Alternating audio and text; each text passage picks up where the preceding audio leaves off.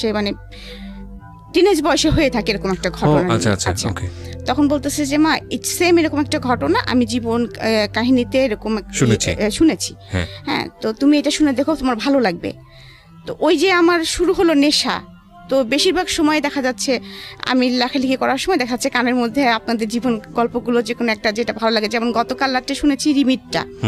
তো ওটা শুনে আমি কিন্তু সত্যি কথা যেটা বলবো, মানে আমি প্রেশারের ওষুধ খাই, প্লাস আমার একটা নার্ভের ওষুধ আছে, তারপরে আমাকে একটা অল্প পারে ঘুমের ওষুধও খেতে হয়, কিন্তু তারপরে ভোর 5টা পর্যন্ত আমি চোখ এক করতে পারিনি। হ্যাঁ, যদি কেউ বলে যে আপনি 38 বছরের বয়স্ক মহিলা হয়ে কেন রিমির গল্পটা আপনাকে এত ইফেক্ট করলো কেন? হ্যাঁ, ওই যে রিমির কান্নাটা, এবং আমি চিন্তা করলাম আমার না কেন জানি যে কোনো কাহিনী শুনলে মনে হয় কি ওইটা মনে হয় আমি হয়ে গেছি, এরকম মনে হয় মাঝে মাঝে আমার মনের মধ্যে। থ্যাংক ইউ সো মাচ, খুব ভালো একটা সূচনা বোধহয় হলো আজকের এই অনুষ্ঠানের। আপনার মেয়ে শোনে তার মানে এই অনুষ্ঠান? হ্যাঁ, আমার 2 মেয়ে শোনে। আচ্ছা, তো আপনার বড় মেয়ে কি করছে? আমার বড় মেয়ে এখন নর্থ সাউথে আর্কিটেকচার ইঞ্জিনিয়ারিং ভর্তি হয়েছে। ও শোনে এই প্রোগ্রামটা? জি, ও শোনে। বিউটিফুল।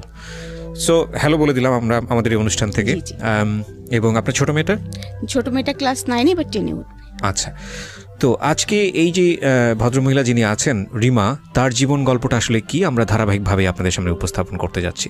এবং আপনি বলুন না, আপনার মতো করেই বলুন, আপনি কোথা থেকে শুরু করতে চান? অ্যাকচুয়ালি আমার শৈশব থেকে আমি শুরু করব। তো শৈশব তো আসলে খুব ছোটকালের কথা কিছু মনে থাকে না কারোর, সেগুলো হচ্ছে সবার বাবা মার কাছ থেকে শুনে তারপরে হয়তো আমাদের বলতে হয় ছোটকালে এরকম করতাম ওরকম করতাম। তো আমার যতদূর থেকে মনে আছে আমি তখন থেকে শুরু করব আর কি। তো আমি যেটা, আমার বাবা ছিলেন রোশন হারের ইঞ্জিনিয়ার। আমার বাবারা হচ্ছে 13 ভাই বোন এবং আপন 13 ভাই বোন, মানে একই মায়ের পেটে 13 ভাই বোন? জি। আমার দাদির মোট সন্তান ছিলেন 18 জন, 13 জন বেঁচে ছিলেন লাস্ট পর্যন্ত। আপনার দাদি কি বেঁচে আছেন?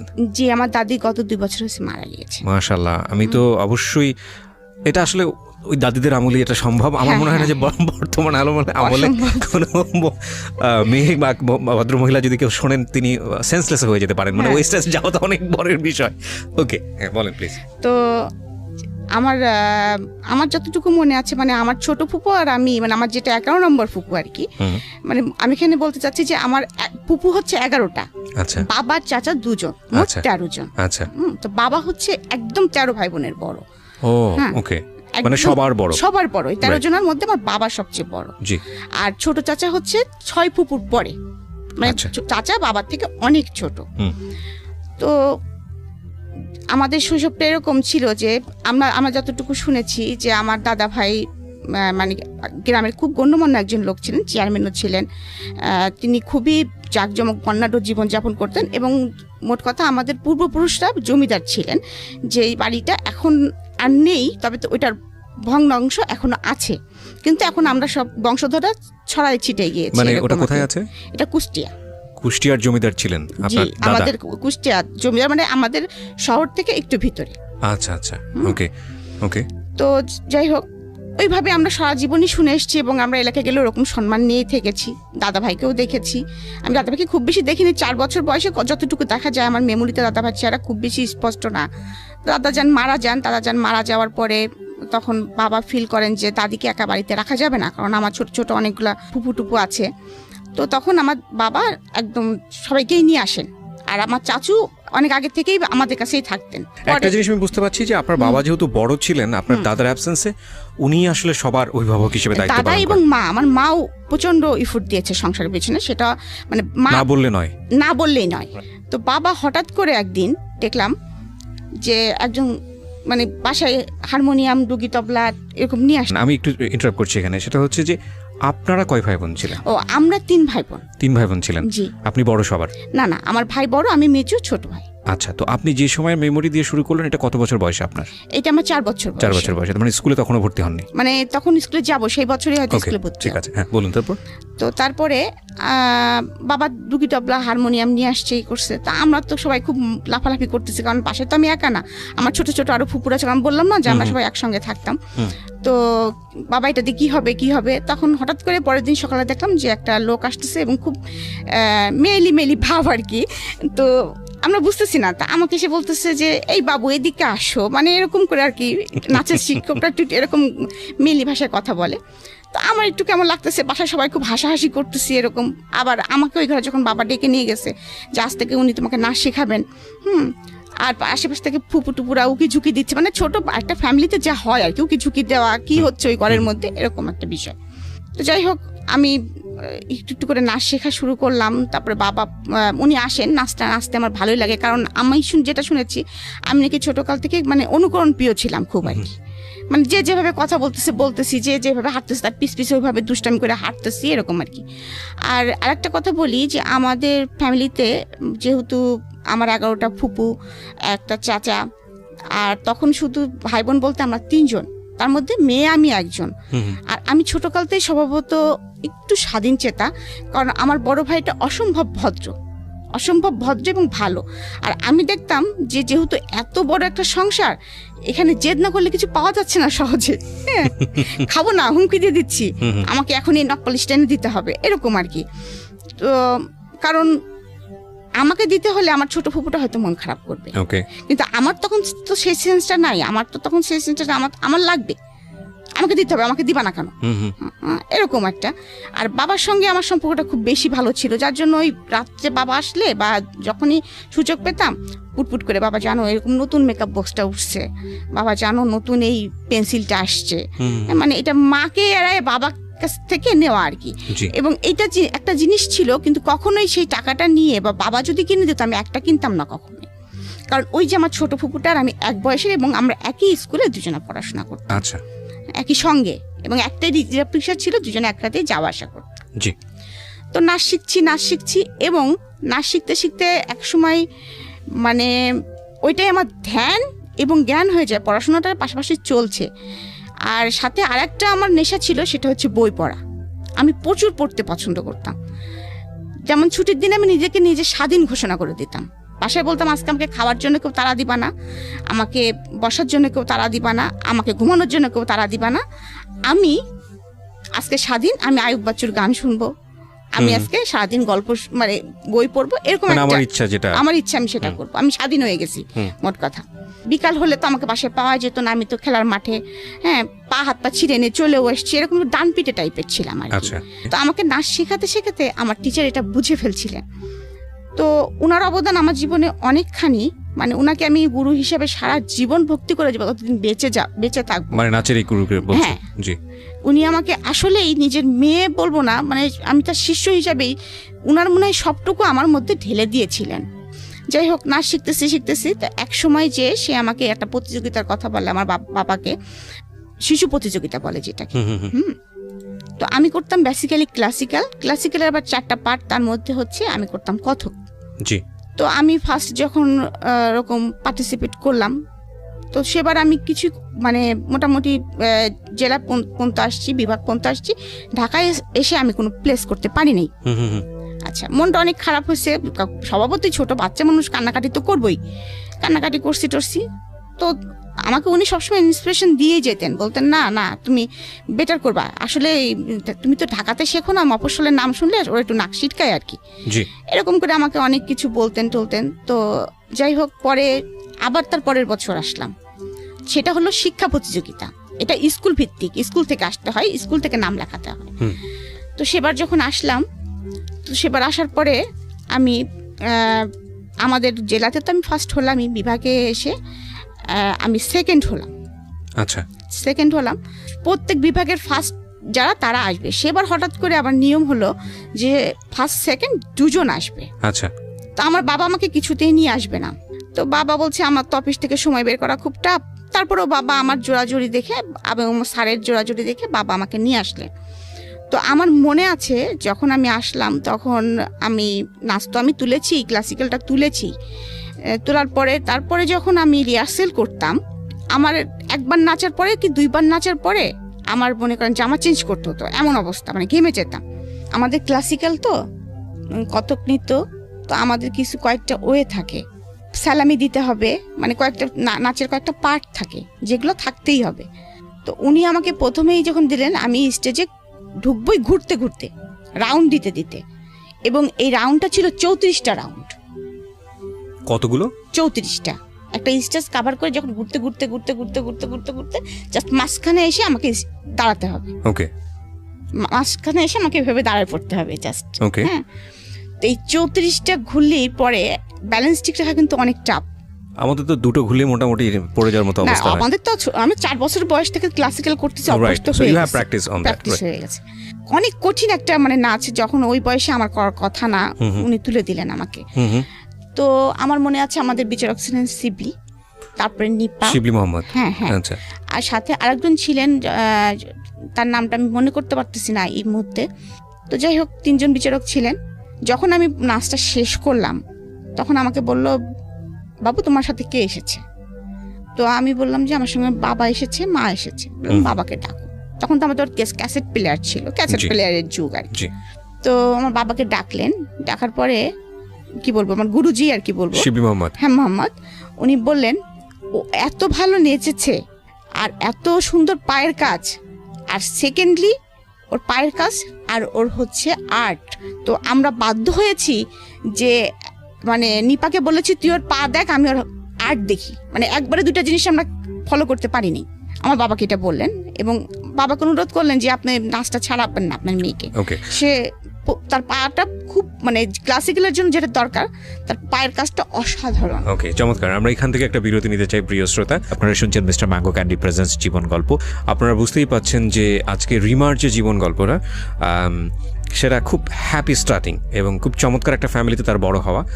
চমৎকার বলছি এই কারণে যে আমাদের আজকের সময়ে এই শহরের জীবনে, অন্তত শহরের জীবনে কিংবা গ্রামীণ জীবনেও বোধহয় খুব একটা যৌথ পরিবার দেখা যায় না, এবং এতটা ভাই বোনের পরিবার খুবই বিরল। যৌথ পরিবারে বড় হওয়ার একটা মজা হচ্ছে যে সুখ দুঃখ আনন্দ ওখানে খুব হইচই করে ভাগাভাগি করা যায়। প্রাইজ দিলেন এবং আমাকে, আমার মনে আছে অনেকগুলি বই দেওয়া হলো। হ্যাঁ, মানে অনেক, মানে কি মিনিমাম 22-23টা, মানে এত বড় একটা বই আমি ছোট মানুষ টেনে আনতে পারছিলাম না। আর আমি একেতেই ছোট মানুষ, আর দেখতে শুনতে তো এমনিই ছোট মানুষ, কারণ আমি লম্বা হই নাই, তারপরে মানে সেই কমপ্লেন খাই নাই, তুই বেড়ে উঠি নাই। হ্যাঁ, তো এরকম একটা অবস্থা। যাই হোক, আরো শুকনা ছিলাম তখন। তো আমি স্টেজ থেকে টেনে আনতে পারতেছি না, এটা খুব একটা হাস্যকর ব্যাপার হয়ে যাচ্ছে সবার কাছে। তো আমার যাই হোক, বাবা আমাকে হেল্প করতেছে, করতেছে। তারপরে তো আমি রূপার মেডেল পেয়েছি, এটাও একটা খুব মানে মজার বিষয়। যখন এলাকাতে গেলাম সম্মাননা হলো। তো এভাবে চলতেছে, আমি নাচ শিখতেছি। তো তখন থেকেই আমার শুরু হয়ে গেল মনের ভিতরে একটা, মানে তখন তো ক্লাস 8-এ 9-এ উঠেছি কেবল, তো তখন তো আমি একটু একটু বুঝি। তখন কিন্তু আমার একটা মানুষের একটা এম থাকে কিন্তু, যে আমি এই লাইন ধরবো, বা আমি ইঞ্জিনিয়ার হব, বা ডাক্তার হব, বা আমি যাই কিছু একটা হব, আমাকে জীবনে তো কিছু একটা হতে হবে। কারণ আমি দেখে এসেছি ছোটকাল থেকে যে আমার ফ্যামিলিতে আমার চাচু এস্টাবলিশড, খুব ভালো পর্যায়ে আছে, সে জয়েন্ট সেক্রেটারি, এখন হচ্ছে অতিরিক্ত সচিব। আচ্ছা। তো তখন প্রথম যখন ম্যাজিস্ট্রেট হিসেবে সে জয়েন করেছিল, তখন প্রশাসন লাইনে ছিল সে। বাবাকে দেখেছি, বাবা ইঞ্জিনিয়ার। তারপরে আরো ফ্যামিলি আনুষঙ্গিক ফুপা টুপো সবাই মোটামুটি একটা নাইস একটা ইয়া। এদিকে কিন্তু একটা বিষয় আমি আপনাদেরকে আর কি অবগত করতে চাচ্ছি, যে আমি নাচ শিখছি বলে খুব স্মুথ ভাবে শিখছি এটাও কিন্তু না। কারণ যতই হোক আমরা Bengali family, conservative family, secondly conservative, secondly যৌথ ফ্যামিলি, তারপরে আরেকটা বিষয় আছে মফস্বলে বাস করি। রাইট, মফস্বলে বাস করি। আর আমাদের যেহেতু যৌথ ফ্যামিলি, সেহেতু মানে 12 রকম মানুষ, 12 রকম মন, 12 রকম কথা। জি। তো এরকম চলতেছে। তো আমার কিন্তু মনের ভিতরে আমার একটা স্বপ্ন, মানে আমার নাচ মানে একটা স্বপ্ন হয়ে গেছে। তো চাচু তখন এই কয়দিনে কি ঘটে গেছে সেটার জন্য চাচু এসে, আর আমার অভ্যাস ছিল চাচুর পিস ঘোরা, আর চাচুর ঘাড়ে চড়ার অভ্যাস ছিল খুব বেশি। তো আমাকে ঘাড়ে চড়ায় চাচু ওই পেটে একটা এরকম করে বলতো রেডিও অন। হ্যাঁ, আর আমার তখন শুরু হয়ে যেত আর কি, বাসায় কদিনে কি হয়েছে জানো যাচ্ছে, এটা হয়েছে, এটা হয়েছে।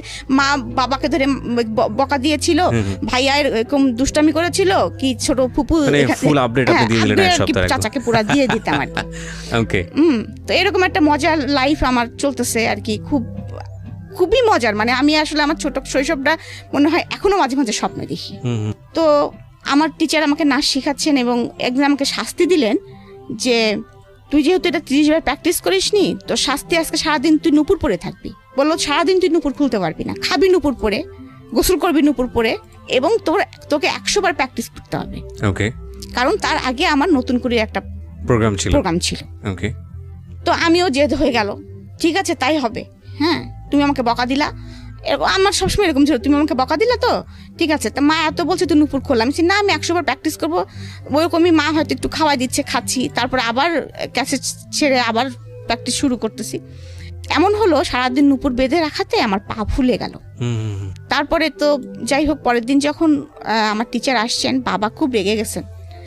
তো তুমি এটা কি করছো, আমার মেয়ের পাটা দেখছো তুমি?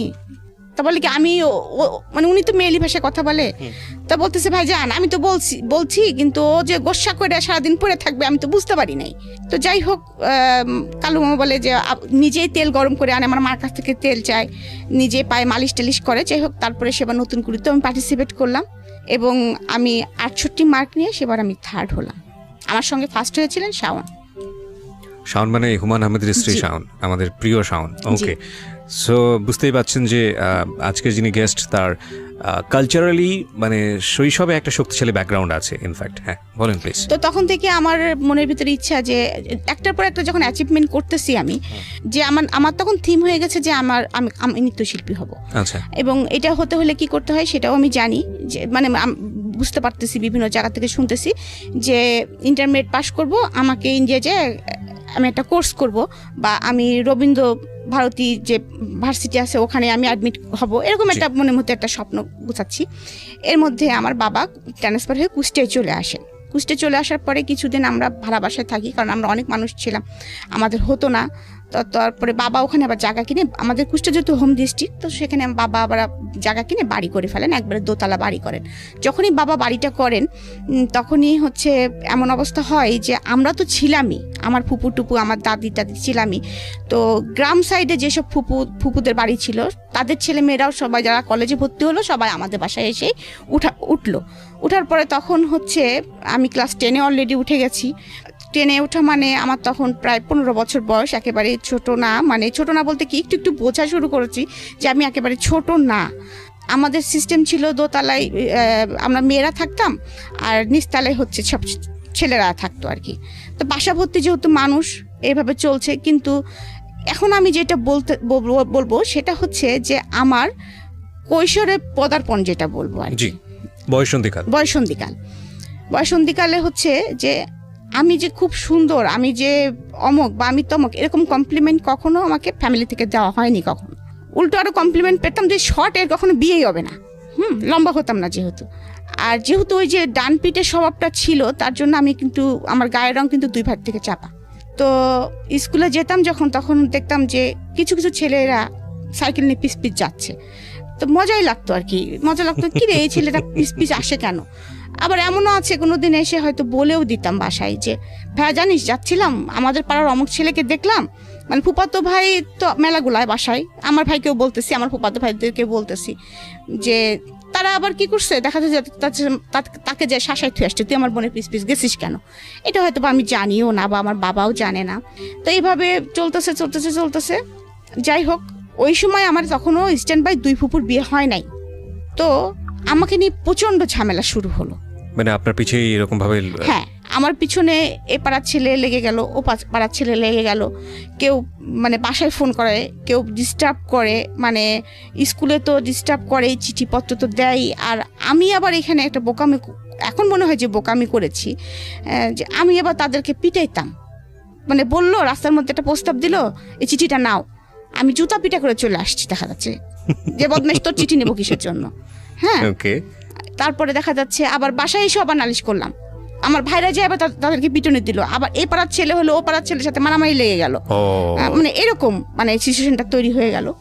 অনেক সময় ফোন করে বাবাকে হুমকি দিত যে আপনার মেয়েকে তুলে নিয়ে যাও, কি করবেন দেখি, ও যে আমাদের পিটাইলো মারাইলো, হ্যাঁ আপনার যে কাজটা করলেন বাবা হয়তো জানেও না।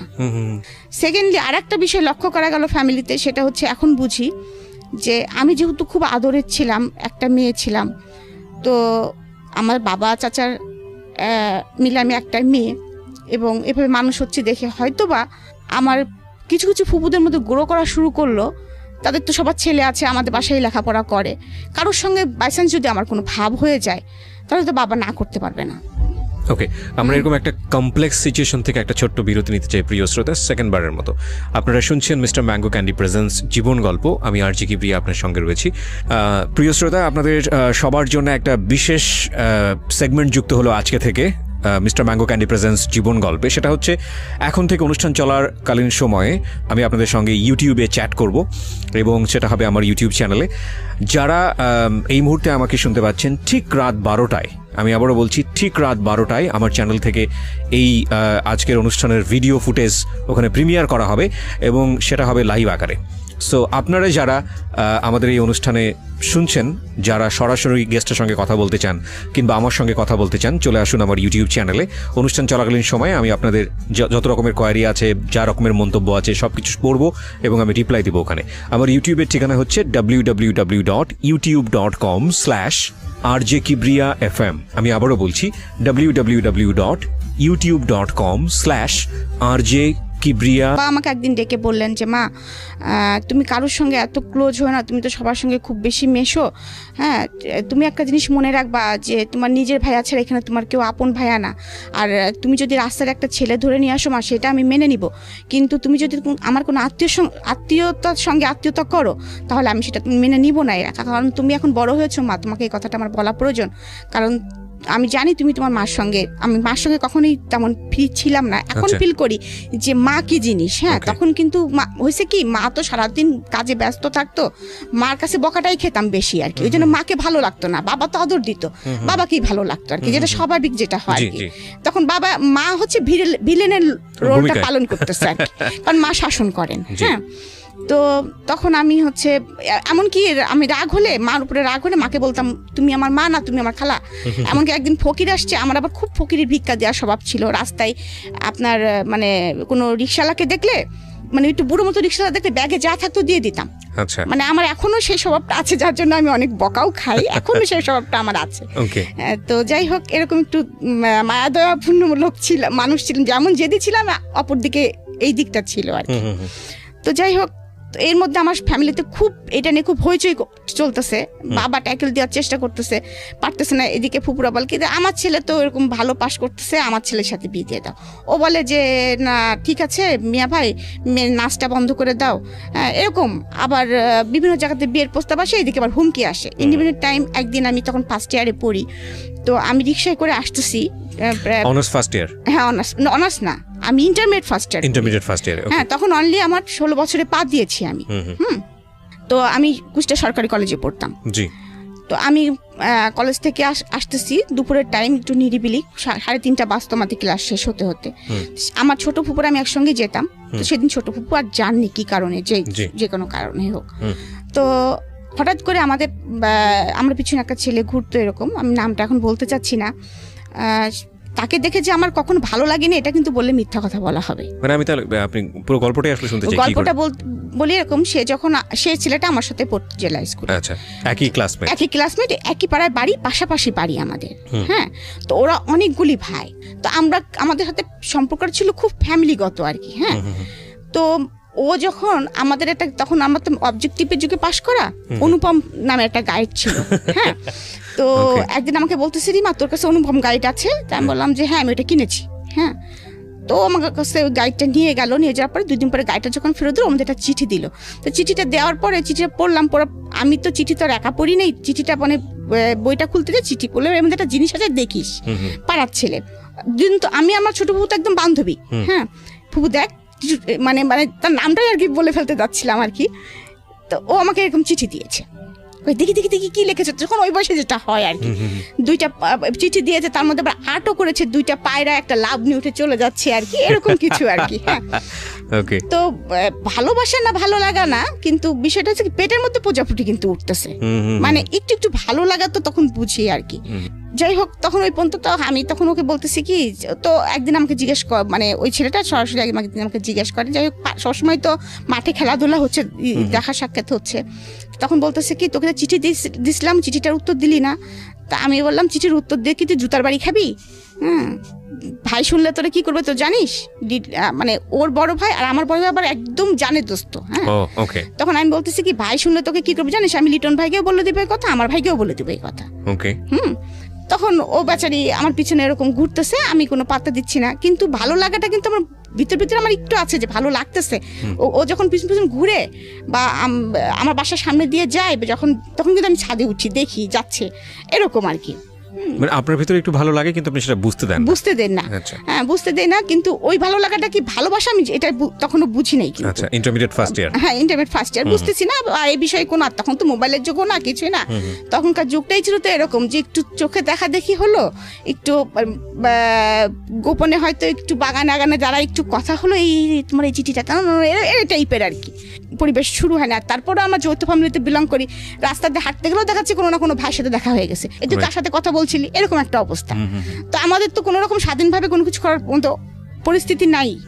তো যাই হোক, এরকম পরিস্থিতি চলতেছে। এইদিকে আবার আমার হঠাৎ করে বাসার মধ্যে এরকম চলতেছে, হঠাৎ করে ওই ছেলেটা ভালো ছিল লেখাপড়ায়, কি হয়েছে কোনো সঙ্গদোষে বা কোনো কিছু কারণে একটু খারাপ হয়ে যায় মানে শুনতাম আর কি, নেশা টেশা করে। আমি যখন ম্যাট্রিক পরীক্ষা দিয়েছিলাম তখন ওরা ম্যাট্রিক পরীক্ষা দেওয়ার কথা ছিল, কিন্তু দেয়নি, এনিহাউ সে কেন কারণে দেয়নি। তো যাই হোক, কিন্তু আমার পিছনে ঘুরতোই। তা আমি মাঝে মাঝে বলতাম যে তুমি ম্যাট্রিক পরীক্ষা দিলা না, তুমি করলা না, তা তুমি হচ্ছে আমার পিছনে ঘুরো কি করে, তুমি তো এখন আমার জুনিয়র হয়ে গেছো। তো এই কথাগুলো কিন্তু মার কানে বাবার কানে প্রতিনিয়ত যাইতো, যে ও আমাকে এরকম খুব ডিস্টার্ব করতো। এবং আমি তখন কিন্তু অলরেডি বোধ বুদ্ধি হয়ে গেছে যে না, এরকম করা যাবে না। হ্যাঁ, কারণ ও যেহেতু ম্যাট্রিক পরীক্ষা দেয়নি, খারাপ ছেলেদের সাথে মিশে গেছে, ভালো লাগাটা আমার দূর হয়ে গেছে, সোজা কথা, আর ভালো লাগাটা নাই।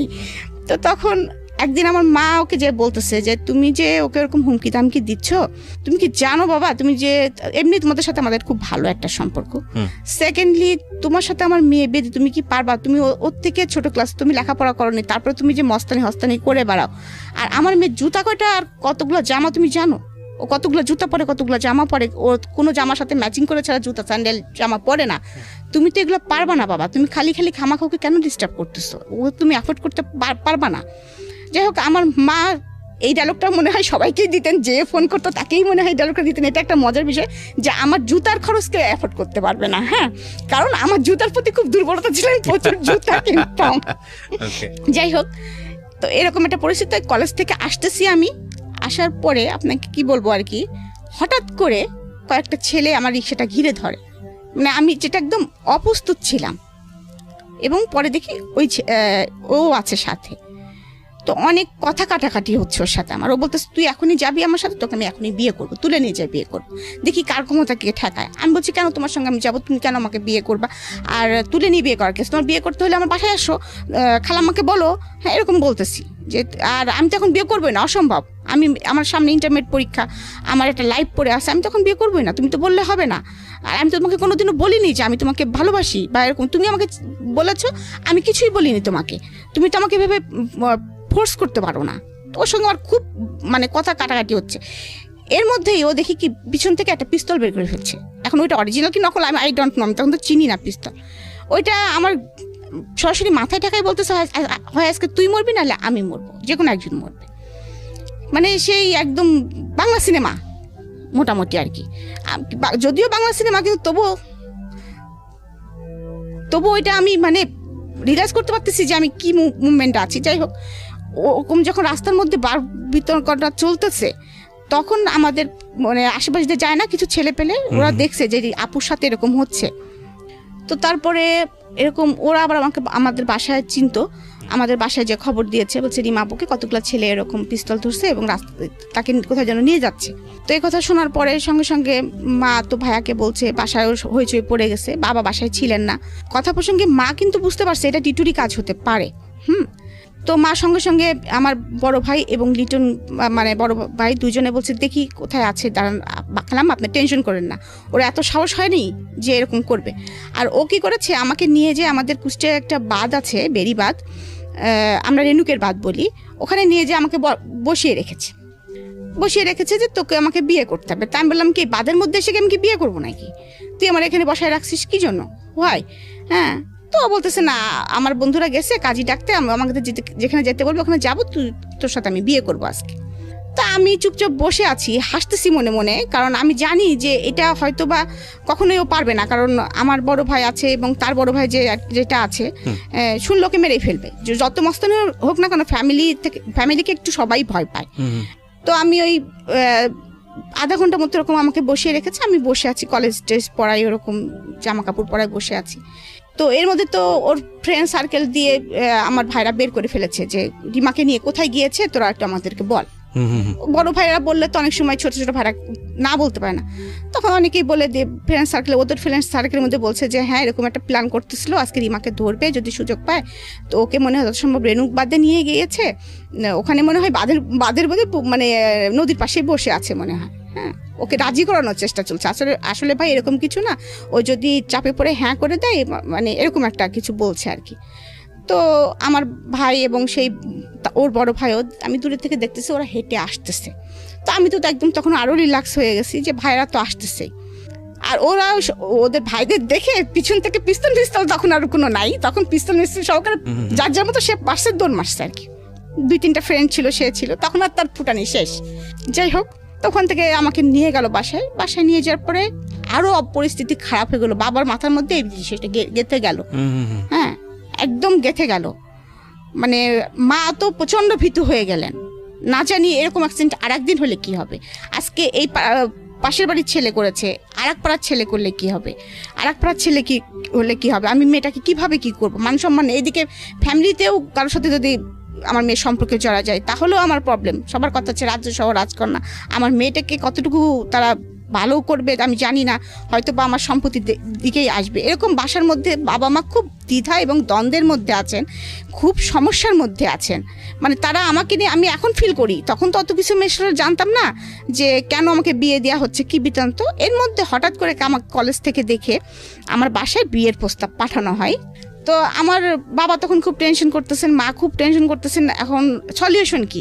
এই টাইমে তোমার নাচটাও বন্ধ হয়ে গেছে। আমি কিন্তু মানসিকভাবে তখন কিন্তু খুবই মানে খারাপ পরিস্থিতির মধ্যে দিয়ে যাচ্ছি, কারণ আমাকে বাসা থেকে বেরোতে দেওয়া হচ্ছে না ওই কারণের পরে। সেকেন্ডলি আমার নাচটা বন্ধ হয়ে গেছে, যেটা আমার অ্যাম্বিশন। মোট কথা যে আমার প্রথম ভালোবাসা, my first love is my নাচ, সেটা আমার বন্ধ হয়ে গেছে, যেটা আমার ধ্যান জ্ঞান যেটাই বলেন। মানে আমার তখন মানসিক পরিস্থিতি খুব খারাপ, একটুতেই চিল্লাপাল্লা করি, বাসায় হইচই করি, মানে অনেক কিছু। তো একদিন এরকম বাবা মাও খুব চিন্তিত এরকম হঠাৎ করে। তো আমি একদিন বলতেছি কি যে বাবা, এইসব থেকে বেরোনো যায় কি করে, তুমি আমাকে অন্য কোথাও পাঠা দিতে পারো না এই শহর থেকে, আমার না ভালো লাগে না, বাসার মধ্যে বন্দি জীবন ভালো লাগে না, আমার নাচ বন্ধ হয়ে গেছে, তুমি কি পারো না আমাকে কোথাও একটু মানে নিয়ে যেতে বাবা, আমার আসলে খুব খারাপ লাগে, আমার নাচতে ইচ্ছে করে। মানে বাসার মধ্যে আমি তখনও কিন্তু নাচি, মাঝে মাঝে মন খারাপ হলে নাচি, কিন্তু আমি তো আর সেইভাবে বাইরে পারফর্ম করতে পারছি না। আমি ঢাকায় আসতে পারতাম না, আমার দেখা যাচ্ছে মাসে একটা করে প্রোগ্রাম থাকতো, কোনো সময় 3 মাস পরে একটা করে প্রোগ্রাম থাকতো। তো আমি তো আর ঢাকায় আসতে পারতেছি না, আমাকে বাসা থেকে বেরোতে দিচ্ছে না, এদিকে লেখাপড়াটা আমার হচ্ছে না ঠিক মতো। কী বলবো, তখন অনেকটাই মানসিক অবস্থা এমন ভেঙে গেছে, মানে আমি বলতে পারবো না, মানে আপনাদেরকে বোঝাতে পারবো না যে আমি মানে একটা মানে হিংস্র মানুষ থাকে না, মানুষ পাগল মানুষ থাকে না, কিছু খাওয়া নেই দাওয়া নেই, খাচ্ছি না দাচ্ছি না, কেউ কিছু বললেই ছুঁড়ে মারতেছি। এমনও হয়েছে যে আমার হাতে এই যে কাটা আছে, ব্লেড দিয়ে হাতও কেটে ফেলছি। বাবাও আসলে পারতেছে না কিছু করতে, বাবাও অনেক সময় কান্না করতেছে, মাও কান্না করতেছে, এরকম পরিস্থিতি বাসায়। তো এর মধ্যে কলেজে একদিন আস্তে আস্তে একটু হওয়ার পরে তো আমার ভাইরা আমাকে সাথে করে নিয়ে যেত আর সাথে করে নিয়ে আসতো, যে কোনো একজন ভাই আমার সঙ্গে থাকতো। প্রিয় শ্রোতা, আমরা এই জায়গাটা একটা বিরতি নেব। চিন্তা করে দেখুন, একটা মেয়ে আমাদের সমাজে বড় হচ্ছে, সে যে শ্রেণীরই হোক না কেন, উনি যেই সোসাইটিতে বিলং করতেন, ওনার যে সার্কামস্ট্যান্সেস, যৌথ পরিবার, এবং যৌথ পরিবারের এরকম একটা মেয়ের দিকে এভাবে হাত বাড়ানো, এটা রিয়েলি টাফ। এবং খুব স্বাভাবিকভাবেই তার ব্যাকআপটা অনেক শক্তিশালী। তার বাবা রোডসান হাইওয়েতে, তার এক চাচা সেই মুহূর্তে government officer, first class gazetted officer. সুতরাং সেই দিক থেকে কিন্তু তার একটা অনেক বড় ব্যাকআপ আছে, এবং তার যে কালচারাল ব্যাকগ্রাউন্ড, সেখানেও সে অত্যন্ত মানসিকভাবে শক্তিশালী একজন মেয়ে হিসেবে বড় হয়ে উঠছে। কিন্তু তারপরেও আমরা আমাদের সামাজিকতার কথা চিন্তা করে একটা পরিবার যখন এই ধরনের একটা ঘটনা ঘটে, কতটা ইনসিকিউর মনে করি এরকম একটা ঘটনাকে। এবং দেখুন যে প্রাণোচ্ছল একটা রিমাকে আমরা পেলাম শৈশবে, কিশোর জীবনের শুরুতে একেবারে বয়ঃসন্ধিকালের সেই সময়টাতে এসে কিন্তু একটা ভয়ানক রকমভাবে ওকে একটা কনজারভেটিভ এনভায়রনমেন্টে বন্ধ করে ফেলার চেষ্টা করা হচ্ছে। এবং ওখানে উনি বলছিল যে আমার দোষটা আসলে কি, আমি তো কাউকে বলিনি যে আমাকে তুলে নিয়ে যাও, বা আমি তো কাউকে বলিনি যে, বা আমি তাকে লাভও করি না সেই অর্থে। তো সেই জায়গাটা থেকে এরকম একটা কমপ্লেক্সিটি তার লাইফে চলে আসলো। তার স্বপ্নের জায়গাটা, তার যে নাচ, সেটা বন্ধ করে দেওয়া হয়েছে এবং অন্যরকম একটা এনভায়রনমেন্টের মধ্যে তাকে ফেলে দেওয়া হয়েছে। এখান থেকে জীবনটা কোথায় যাবে সামনের দিকে সেটা আমরা দেখব ছোট্ট একটা বিরতির পর। আপনাদেরকে মনে করিয়ে দিচ্ছি, আপনারা শুনছেন মিস্টার ম্যাঙ্গো ক্যান্ডি প্রেজেন্স জীবন গল্প। আমি আরজি কিবরিয়া আপনার সঙ্গে রয়েছি এবং প্রিয় শ্রোতা, আপনাদের সবার জন্য একটা বিশেষ সেগমেন্ট যুক্ত হলো আজকে থেকে মিস্টার ম্যাঙ্গো ক্যান্ডি প্রেজেন্স জীবন গল্পে। সেটা হচ্ছে এখন থেকে অনুষ্ঠান চলার কালীন সময়ে আমি আপনাদের সঙ্গে ইউটিউবে চ্যাট করব এবং সেটা হবে আমার ইউটিউব চ্যানেলে। যারা এই মুহূর্তে আমাকে শুনতে পাচ্ছেন ঠিক রাত 12টায়, আমি আবারও বলছি ঠিক রাত 12টায় আমার চ্যানেল থেকে এই আজকের অনুষ্ঠানের ভিডিও ফুটেজ ওখানে প্রিমিয়ার করা হবে এবং সেটা হবে লাইভ আকারে। সো আপনারা যারা আমাদের এই অনুষ্ঠানে শুনছেন, যারা সরাসরি গেস্টের সঙ্গে কথা বলতে চান কিংবা আমার সঙ্গে কথা বলতে চান, চলে আসুন। ঘুমাই গেলে বাবা বুক থেকে আমাকে নামাতেন, মা নাকি মাঝে মাঝে রাগ করে বলতেন ফেলে দাও, অত বড় মেয়ে কি জন্য বুকের উপরে ঘুমায়। আবার বল তোমার আমার বুকের উপরে ঘুমায়, তোমার সমস্যা আছে কোনো? এবং চাচার সাথে সেম এই স্টাইলটাই ছিল। চাচা যখন ভার্সিটি থেকে আসতো, মানে আমি এখনো বলছি যে আমার চাচা আর বাবার মধ্যে আমি কখনো কোনো পার্থক্য দেখি নাই। মানে আমরা 3 ভাই বোনই কখনো পার্থক্য করি নাই। চাচার সাথেও জাস্ট আমার সম্পর্কটা এরকম, মানে দুইজন আমার পার্ট অফ লাইফ এরকম। তো আমার তখন এমন কিন্তু একটু মনের ভিতরে হয়েছে যে আমার চাচা কি পারে না, চাচু কি পারে না আমাকে এখান থেকে বের করে নিয়ে যেতে। চাচুর পোস্টিং ছিল তখন কুমিল্লাতে। ইভেন আমি চাচুকে বলেছি, চাচু তুমি আমাকে নিয়ে যেতে পারো না, তোমার ওখানে গেলেও তো আমার এত ঝামেলা হয় না, তুমি তো একটা ভালো ইসের মধ্যে বিলং করো, আমাকে তো কেউ ডিস্টার্ব করতে পারে না, আমি তো নাচটা কন্টিনিউ করতে পারি, কুমিল্লা থেকে ঢাকা তো অনেক কাছে। জানি না কি অজানা কারণে আমার চাচু করে রেসপন্স করে নাই, মন খারাপ করছে, কারণ সে মা তুমি পড়াশোনা করো, মন খারাপ করো না, এরকম অনেক কথাই বলেছে। কিন্তু আমার মামারা, আমার আবার 2 মামা আর আমার মা একা, আমার মা বড়। আমরা আবার ছোটকাল থেকে দেখেছি বাবা মানে আমাদের ফ্যামিলি আর মামাদের ফ্যামিলি মনে হয়েছে এক। আমরা মানে অনেক বড় হওয়ার পরে বুঝছি যে মামার ফ্যামিলি আর চাচাদের ফ্যামিলি আলাদা, মানে এটা হয় আর কি। আমরা মনে করতাম যে একই। তো এরকম একটা পরিস্থিতিতে যাচ্ছে, কিন্তু মামারা কিন্তু চায়নি যে, বড় মামা কিন্তু বলেছে যে বউ তুমি যদি না পারো মেয়ে আমার কাছে দিয়ে দাও, কারণ আমার বড় মামা তখন খুলনাতে থাকতেন। এরকম পরিস্থিতি চলতেছে, কিন্তু বাবা আমাকে কারোর কাছে দিতে রাজি না, কারণ আমার মানসিক অবস্থা তখন যেরকম, কারণ আমার ওই মানসিক অবস্থাটা তখন অনেকে হয়তো টেক কেয়ার করতে পারবে কিনা, কখন কি অ্যাক্সিডেন্ট করে ফেলি, মানে এটা আমার বাবা বুঝতে পারতেছে না। তো এর মাঝে আমি অ্যাক্সিডেন্ট একটা করিও, সেটা হচ্ছে, তো আমার মনে আছে আমার কাছে 700 টাকা ছিল। আমার কাছে সবসময় টাকা পয়সা থাকতো আর কি, এটা একটা বিষয় ছিল তখনকার সময়। 700 টাকা মানে বেশ কিছু টাকা আর কি। তো আমার কাছে 700 টাকা আছে, আমার পরা আছে একটা লং স্কার্ট আর একটা টি শার্ট, রাত্রে যেটা আমি পরে ঘুমাই। ঘুম থেকে উঠে তখনও বাসায় কেউ কেউ উঠেছে, কেউ কেউ ওঠেনি। তো আমাদের বাসার নিচে একজন দারোয়ান থাকতেন এবং একজন নাইট গার্ড থাকতেন। তা আমি আমাদের আবার বাসাটা অনেক পিছনে, সামনে অনেক বড় লবি এবং সামনে খুব বড় একটা গেট, ওইটা পার হয়ে তারপরে যেতে হয় রাস্তায় আর কি। কাউকে কিছু বলতেছি না, আমি একাই সকালবেলা ঘুম থেকে উঠে ওই 700 টাকা হাতের মধ্যে নিয়েছি, কোনো পার্সও না, এবং ওই নাইট ড্রেস পরার মতো অবস্থায় আছি। ওই অবস্থায় আমি সোজা হাঁটা ধরছি, কোথায় যাব আমি নিজেও জানি না। আমার মনে হয়েছে আমার একটু বুক ভরে নিঃশ্বাস নিতে হবে, আমাকে একটু বাঁচতে হবে, আমার ভালো লাগছে না, আমি কোথায় যাব নিজেও বুঝতেছি না। কিন্তু কারণ আমার তো তেমন কেউ নাইও, আমার কারোর সাথে তেমন কোনো ফ্রেন্ডশিপ নেই, বা মানে ফ্রেন্ডশিপ আছে কিন্তু এরকম আস্থা করা যায় এরকম কাউকে সেরকম কেউ নাই। যারা আছে সবাই ফ্যামিলি মেম্বার, আমার ফুপু, আমার ভাইরা, এরকম ফ্যামিলির ভিতরে আমাদের যত মেশা। বান্ধবী কিছু আছে, তাদের বাসায় যাইটাই, কিন্তু তাদের কথা তখন মাথায় আসে নাই আর কি। আমার মনে হয়েছে কি যে ঢাকায় আমি নাচি না, আমি ওখানে গেলেই মনে হয় কিছু একটা করতে পারবো, এই চিন্তা করে বাস স্ট্যান্ডে চলে গেছি। বাস স্ট্যান্ডে চলে যাওয়ার পরে আমি ওখান থেকে একটা বাসে উঠে পড়ছি, যে বাসটা ঢাকায় যায় এটা শুনছি আমি। তো আমার তো রাত্রেও মনে হয় আমি কিছু খেয়েছিলাম না, সকালেও আমার খাওয়া দাওয়া কিছু নাই। আর তখন তো বাসে আসতে অনেক মানে হাঙ্গামা হতো আর কি, মানে ওই ফেরি পার্কটার অনেক ঝামেলা। তা আমার পাশে যে লোকটা বসে আছে, আমি কিন্তু কয়েকবার বমি করেছি এর মাঝে, বাসের মধ্যে কয়েকবার বমি করেছি, উনি আমাকে পলিথিন কিনে দেন। আমার কিন্তু অত কিছু মনে নেই। তারপর ঢাকা গাবতলীতে যখন এসে থামছি, তখন কিন্তু আমার মনে হচ্ছে যে আমি কোথায় যাব, ঢাকায়ও তো কাউকে চিনি না, যাব কোথায়। হঠাৎ করে আমার মনে হলো যে আমি যখন ঢাকায় যে প্রতিযোগিতাগুলো করতে আসতাম, তখন আমি যে মামার বাড়িতে উঠতাম, তার বাসা হচ্ছে গ্রিন রোডের ছিল। আমি একটা সিএনজিকে জিজ্ঞেস করতেছি আপনি কি গ্রিন রোডে যাবেন? তো বলছে যে হ্যাঁ যাব। তো উনি আমাকে যে ভাড়াটা চাই আমি সে ভাড়াতেই উঠে পড়ি। এবং মানে ওনার বাসায় একদম রাস্তার সাথে, গ্রিন রোডের রাস্তার সাথে ছিল এবং 7 নম্বর রোড, এটা আমার মনে আছে। আমি বলেছিলাম 7 নম্বর রোড। নিয়ে আসার সঙ্গে সঙ্গে আমি বুঝতে পারি যে এটা আমার মামার বাসা, মানে ওখানে অনেকগুলো ফ্ল্যাট, মামার ফ্ল্যাটটা চিনতে পারি। মামার বাসায় যাই। মামি আমাকে দেখে তো একদম হতভম্ব, যে কল্পনাই করতে পারে নাই আমি কোথা থেকে আসবো, একা আসছিস কি ব্যাপার। তো হয়তো বা তারা বড় মানুষ, বুদ্ধিমান মানুষ, হয়তো বা আমার বাবাকে জানিয়েছে এমন কিছু হয়েছে, বা বাবাও বলেছে যে এরকম অবস্থার মধ্যে যে যাচ্ছে। তো ওখানে একদিন আমি ছিলাম, তারপরে বাবা আবার আমাকে গাড়ি চলে আসে, বাবা আমার সঙ্গে সঙ্গে গাড়িতে করে চলে আসে, এসে আমাকে আবার নিয়ে যায়।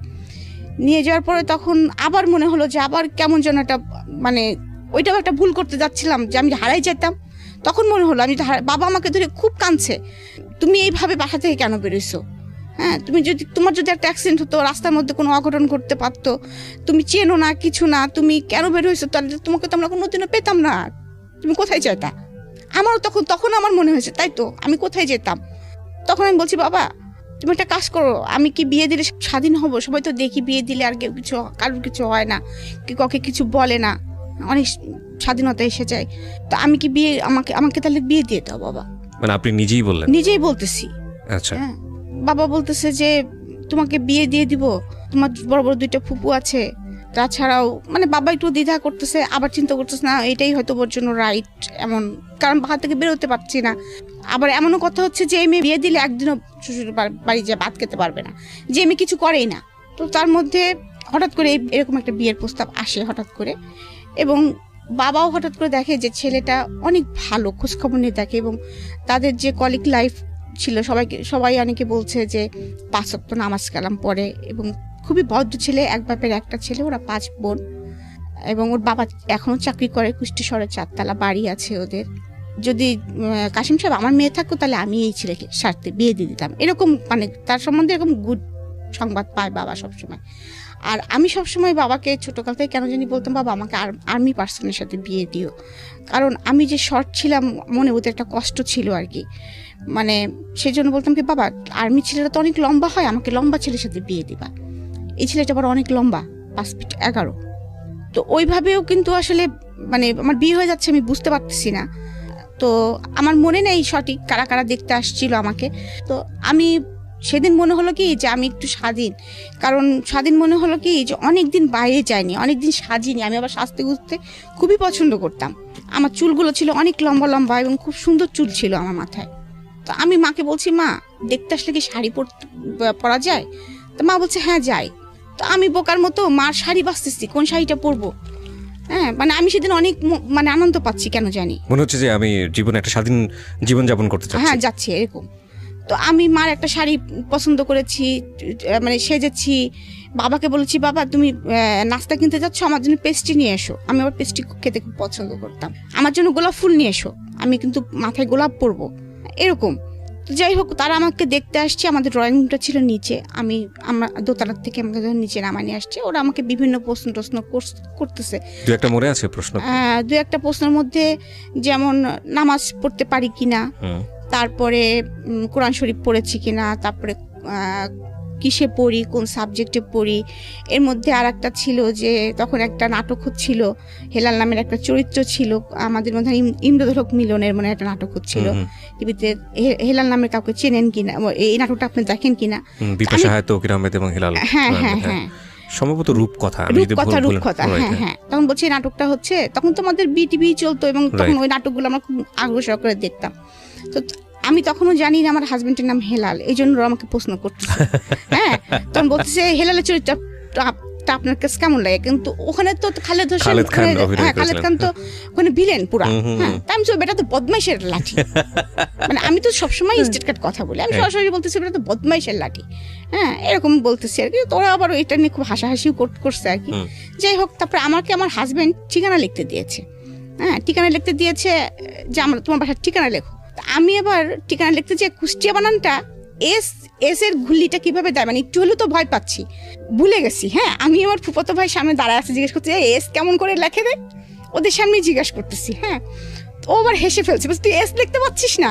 যাই হোক এই পার্টটা চলে গেল। এবং ওরা আমাকে দেখে আমাকে কিছু টাকা, একটা খাম দিল হাতে ধরায়। তো যখন আমি দোতলা সিঁড়ি নিচতলা থেকে, তো বললো তুমি এখন যাও, তোমার সাথে পরে আবার কথা হবে। বাবা বললো মা তুমি উপরে চলে যাও। তা আমি উপরে চলে যাচ্ছি আর ওই টাকাটা গুনতেছি আর হাসতেছি, দেখতেছি যে ওখানে 2000 টাকা আমার না এরকম সামথিং কিছু, এবং বলতেছি আমার ছোট ফুপু আমার সাথে আছে। আমি বলছি দেখ ফুপু, কালকে যাই একটা জিন্সের প্যান্ট কিনবো, একদম ঝাঁকানাকা একটা ব্লু প্যান্ট দেখে আসছি, ওইটা আমি কিনবই। এরকম আমার যে বিয়ে হয়ে যাচ্ছে আমি এটা বুঝতে পারতেছি না। আমার মা একটা সাদা পাঞ্জাবির উপরে ফেব্রিক্স করে আমাকে যে পাঞ্জাবিটা বানাই দিয়েছে না, ওইটার সাথে আমি ব্লু প্যান্ট দিয়ে পরবো, মানে এরকম করে বলতেছি। খুব খুশি হয়ে গেছে টাকাগুলো হাতে পেয়ে। এরকম 2-3 দিন যাওয়ার পরে আবার শুনি আমাকে দেখতে আসবে। এবার কারা আসবে? এবার মুরব্বী মহলরা আসবে। আচ্ছা, ওই হেলাল সাহেবের মুরব্বী যারা ছিলেন, হ্যাঁ, আমার মানে শ্বশুর আসবেন, শাশুড়ি আসবেন, তা আরো খালা শ্বশুর টশুর যারা আছেন তারা আসবেন, এবং তারা পাকা কথা বলবেন। এটা তো আর আমাকে বলা হয় না, আমাকে বলছে দেখতে আসবেন। আমি বলছি বাবা বারবার আমার যেতে ভালো লাগছে না, এদিন কি শাড়ি পরতে হবে? বাবা বলছি ইচ্ছে হলে পরো, না হলে না পরো। তো সেদিনও শাড়ি পরলাম, কিন্তু সেদিন আমি কেন জানি ভয় পাচ্ছিলাম। তো যাই হোক, দেখতে আসে আমার শাশুড়ি, এখন জানি সে আমার শাশুড়ি, তখন আমার শাশুড়ি ছিলেন না আর কি। তো ওই মহিলাটা আমাকে বললেন দাঁড়াতে বললেন এবং হাঁটতে বললেন। হ্যাঁ, তো দাঁড়াতে এবং হাঁটতে বললেন। আমার এটা খুব প্রেস্টিজে লেগে যায়। এবং আমার ছোট ননদ ছিল সাথে, ছোট ননদ মানে এখন সে ছোট ননদ, একটা মেয়ে ছিল আর কি সাথে, অল্প বয়স্ক। ওর সঙ্গে দেখলাম যে আমাকে মাপ দেওয়া হচ্ছে, কারণ তাদের ছেলে লম্বা, আমি শর্ট, ওরা তো প্রথমে এসে দেখে গেছে এটা। যখনই আমাকে মাপ দেওয়া হচ্ছে, আর আমার তো শর্ট নিয়ে আমার একটু প্রবলেম ছিলই, মানে মনের ভিতরে আমি একটু ছোট ছিলামই, আমি হাউমাউ করে ওখানেই কান্না করে দিছি যখন, তখন আমার বাবা আসেনি, মা তখন ওখানে ছিলেন। মেয়েরা যেহেতু উপরে বসছে আর বাবা হচ্ছে ছেলেদের নিয়ে নিচে বসছে আর কি। পরে মা কিভাবে পরে আমাকে বলছে মা তুমি ঘরে চলে যাও। আমি ঘরে চলে গেছি। তখন মা মনে হয় বাবাকে কিছুটা হলো বলেছে। তো আমার বাবা নিজ থেকেই ওনাদেরকে তখন বলেছে আমার মেয়ে আমি বিয়ে দিব না। তখন আমার শ্বশুর নাকি জিজ্ঞেস করেছে যে কেন দিবেন না, আমরা তো দেখলামই না, মামুনির মুখটা তো আমাদেরকে দেখালেন না, মেয়েরা উপর থেকে দেখেছে, ছেলেদের সামনে, তখন আমার শ্বশুরদের সামনে আমি যাইনি। তখন বলতেছে যে না আমার মেয়ে, বাবার এটা শুনে মন খারাপ হয়েছে যে আমাকে মাপ দিয়েছে ওরা। হ্যাঁ, আর আমাদের ফ্যামিলির তো এরকম না, এত অড না যে এখনো মেয়ে তোমার দাঁত দেখি, মেয়ে তোমার চুল দেখি, এই টাইপের তো না। হ্যাঁ, বাবার এটা অবশ্যই প্রেস্টিজে লেগেছে। তো বাবা বলছে আমার মেয়ে আমি এখানে বিয়ে দিব না, এখানে বিয়ে দিব না বলছে, আসলে আমি মেয়ে না এখন বিয়ে দিতে চাচ্ছি না, মানে কায়দা করে যা বলার হয়তো বাবা বলেছে এরকম। তখন আমার শ্বশুর নাকি বলেছে দেখেন আমরা আসলাম, ঠিক আছে মামুনিটাকে দেখি, বিয়ে দেবে না আপনি পরে ডিসিশন নিন, আমাদেরকে একটু এক নজর দেখতে দেন। তো আমার মনে আছে যে আমাদের উপরেও একটা বসার রুম ছিল আর কি। তো ওনাদেরকে ওখানে ডেকে নিয়ে আসা হয়, এবং আমি আর সামনে যাব না, কিছুতেই যাব না। আমার তখন একদম শুরু হয়ে গেছে, না আমি যাবো না, সামনে যাবো না, ওদের সামনে যাবো না, ওরা আমাকে মাপ দিচ্ছে, কি করছে না করছে, আমি যাবো ওদের সামনে। তো জোর করে ওয়ান কাইন্ড আমাকে ধরে নিয়ে আসা হয়। তো আমি যখন রুমে ঢোকার পরে বসতে বললো, বসলাম। তো আমার শ্বশুর ঢাকায় নিয়ে আসেন। আমি বাবা আমার তখন আর ওইগুলো মনে নেই। আমি তখন দেখতেছি যে আমি একটু স্বাধীন হয়েছি, আমি কেনাকাটা করতে পারতেছি ধুমসে, যে শাড়িটা চাচ্ছি বাবা দিচ্ছে, যে জামাটা চাচ্ছি দিচ্ছে, মানে সবকিছু মোটামুটি ইয়ে করতেছি। এবং সোনার দোকানে যা চাচ্ছি, মানে এরকম সোনা কিনতে কিনতে আমি প্রায় 50 ভরি সোনা কিনে ফেলছি। ওকে, এমনও কথা বাবাকে বলতেছি, বাবা আমার কি এই বিয়েটা পরে যখন আরেকটা বিয়ে হবে তখনও কি আবার তুমি আমাকে দিবা? হ্যাঁ, এবং so fine, this is the thing that ওনার মেন্টাল ম্যাচুরিটিটা কি ছিল। বাট এখানে আমার কথা বলার আছে, আমি জানি না যে সামনে কি ঘটবে, বিকজ কিছু তো প্রেডিকশন তৈরি হয়, সব মানুষেরই তৈরি হয়। যারা জীবন গল্প শুনছেন তারা হয়তো বুঝতে পারছেন যে কিছু একটা ঘটতে যাচ্ছে, যেটা হয়তো তাদের ভাবনার সাথে মিলেও যেতে পারে। কিন্তু আমার কথাটা হচ্ছে যে আপনার বাবা বা ফ্যামিলির যারা মেম্বাররা ছিলেন তারা তো আপনার মেন্টাল ম্যাচুরিটিটা বুঝতেন। উইথ ডিউ রেসপেক্ট, বাবা কিংবা মার জায়গা কখনোই মূল্যায়ন করা যায় না, যত বড় প্রবলেমই হোক না কেন, ভুল হোক না কেন। কিন্তু কখনো কখনো এই ইকুয়েশনগুলো আমাদের মতো মানুষের জায়গা থেকে, প্রশ্নের জায়গায় থেকে যায় যে যেই মেয়েটা বিয়ে ব্যাপারটাকে লিবার্টি হিসেবে দেখছে এবং একই সাথে কিনতে কিনতে এরকম মনে করছে যে মানে আরেকটা বিয়ে হলে বোধহয় আরও জিনিসপত্র কেনা যাবে, সেখানে বাবার চিন্তাটা কি বা মায়ের চিন্তাটা কি ছিল যে মেয়েটাকে বিয়ে দেওয়া মানে হচ্ছে কি করা, আমি ঠিক জানি না, হয়তো মনে করেছে যে কপাল যদি ভালো থাকে তাহলে ওই সংসারে গেলেও হয়তো এরকম আদরই পাবে, হয়তো এরকমই মনে করেছে, কারণ একটা ছেলে শুনেছে যেহেতু, হ্যাঁ, এবং যেহেতু শ্বশুরে সেরকম বলে গেলেন যে আমি আমার মাকে দেখেছি, সো সামহাউ পজিটিভ নিশ্চয়ই ভেবেছেন, নইলে তো আসলে ওই একটা ঘটনার পরেই বাদ হয়ে যাওয়ার কথা। আর একটা জিনিস চিন্তা করেছিলেন যে আমি কুষ্টিয়া থেকে কুষ্টিয়া বাড়ি পড়ালেখাটা কন্টিনিউ করে নিয়ে যেতে পারবো, তারপর সেকেন্ড যখনই খুশি, আমাদের 20 টাকা রিক্সা ভাড়া আর কি ডিফারেন্স, এ পাড়া ও পাড়া বাড়ি, বাবা যখন খুশি তখন আমাকে দেখে আসতে পারবেন এক নজর অন্তপক্ষে, শ্বশুর বাড়ি থাকি বাবার বাড়ি, সবকিছু মানে পজিটিভলি চিন্তা করেছেন। Okay fine. তো কি হলো তারপর শপিং এর পর? তারপরে শপিং টপিং করতেছি, এরকম খুব মজা করতেছি, এবং এমনকি আমার হাজবেন্ডের জন্য একটা আংটি কিনে নিয়ে আসা হয়েছে, ঘড়ি টড়ি কিনেছে, আড়ং থেকে বাবা পাঞ্জাবি শেরওয়ানি টেরওয়ানি কিনেছে। তো আমি আবার বলছি, বাবা দেখছো ওই লোকটার আংটির উপরে একটা ঘোড়া আঁকানো, ওই লোকটার যেরকম ঘোড়ার মতো চেহারা, ঘোড়া আঁকানো, এরকম বলতেছি আর কি।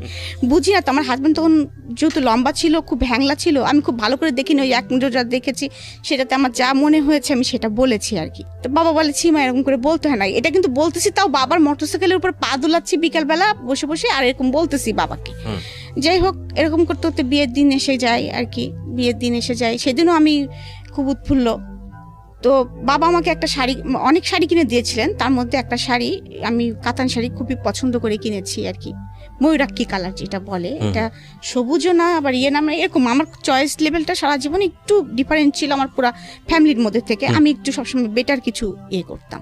তো ওই শাড়িটা পরে আছি, ওরা আবার শাড়ি যে শাড়িটা এনেছে ওই শাড়িটা আমার পছন্দ হয়নি। আচ্ছা।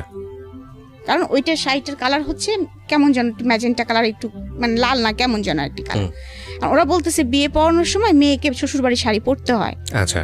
আর আমি বলতেছি আমি শাড়ি মরে গেলেও পরবো না, আমি এইটাই পরে থাকবো।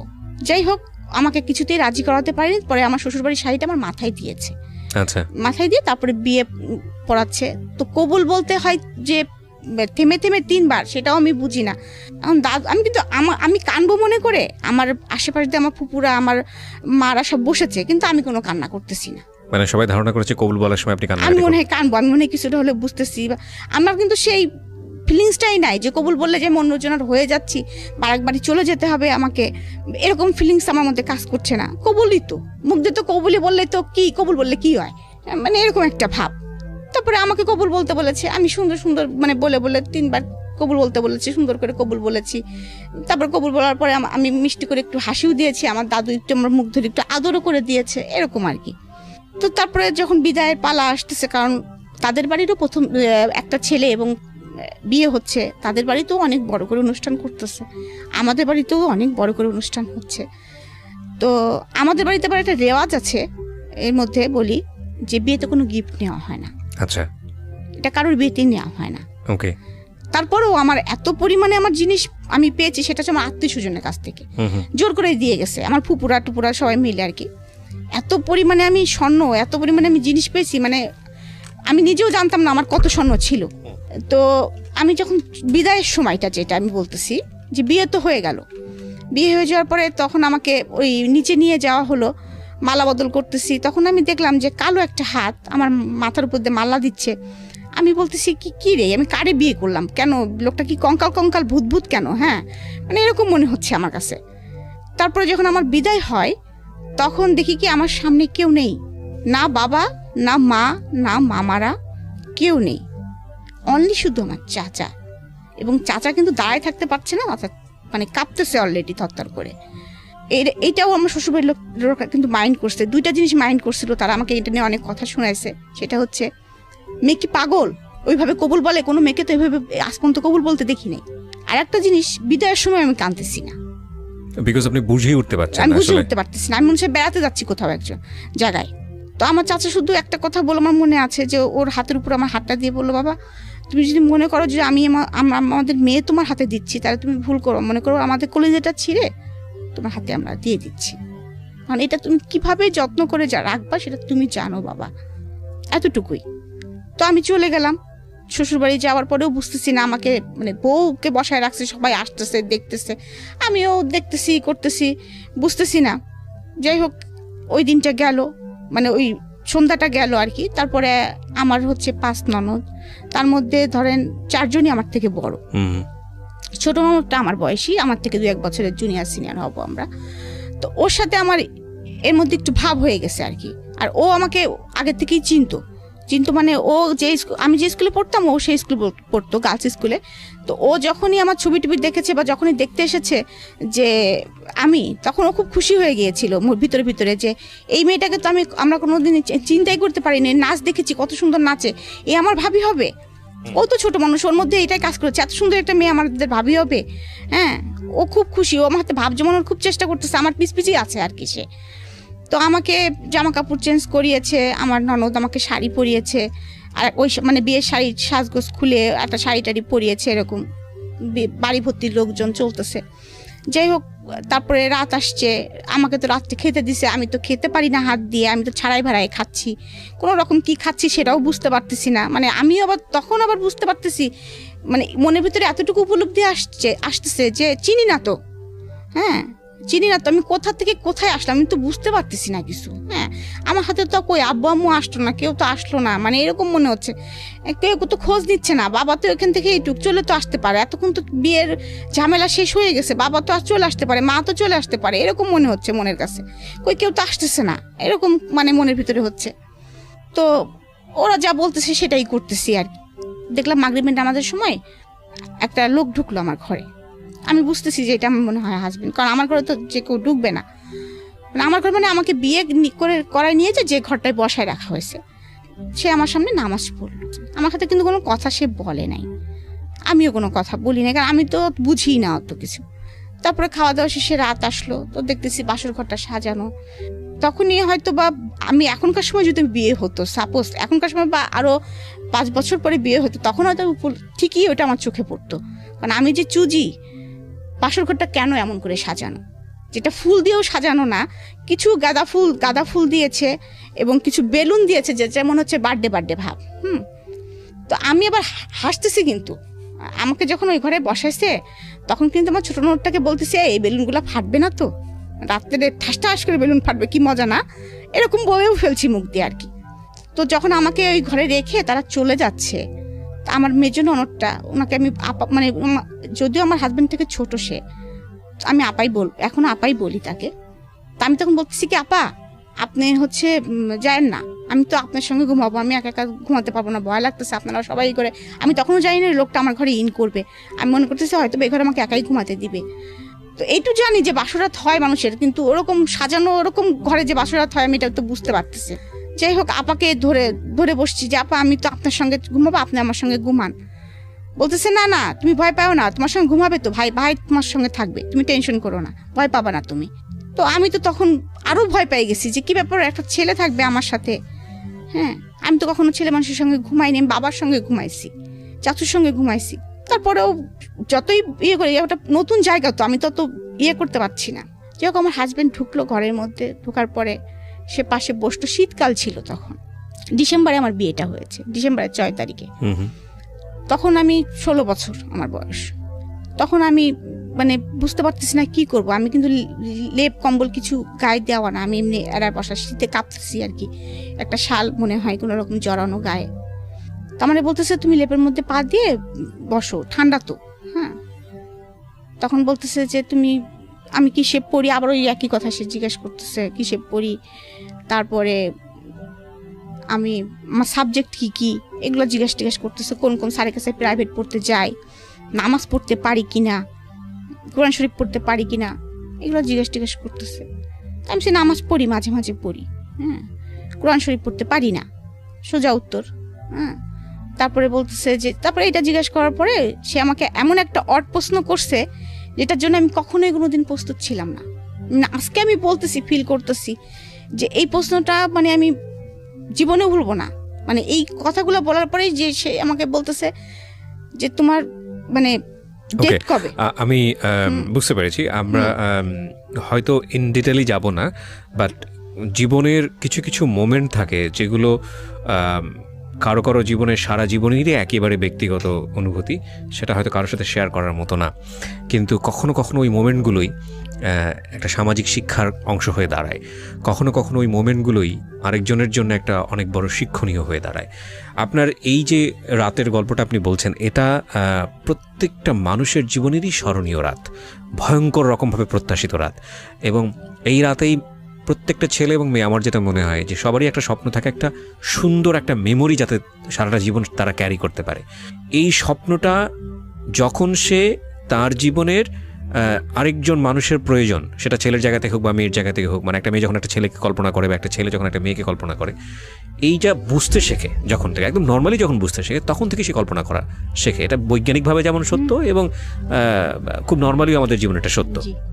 এবং এই কাঙ্ক্ষিত রাতটা যখন স্বপ্নের মতো না হয়, এবং স্বপ্নের মতো না হলেও হয়তো বা সমস্যা না, পছন্দনীয় না হলেও সমস্যা না, কিন্তু যখন ভয়ঙ্কর হয়ে দাঁড়ায় তখন সেটা সারা জীবনের জন্যই একটা বড় সমস্যা।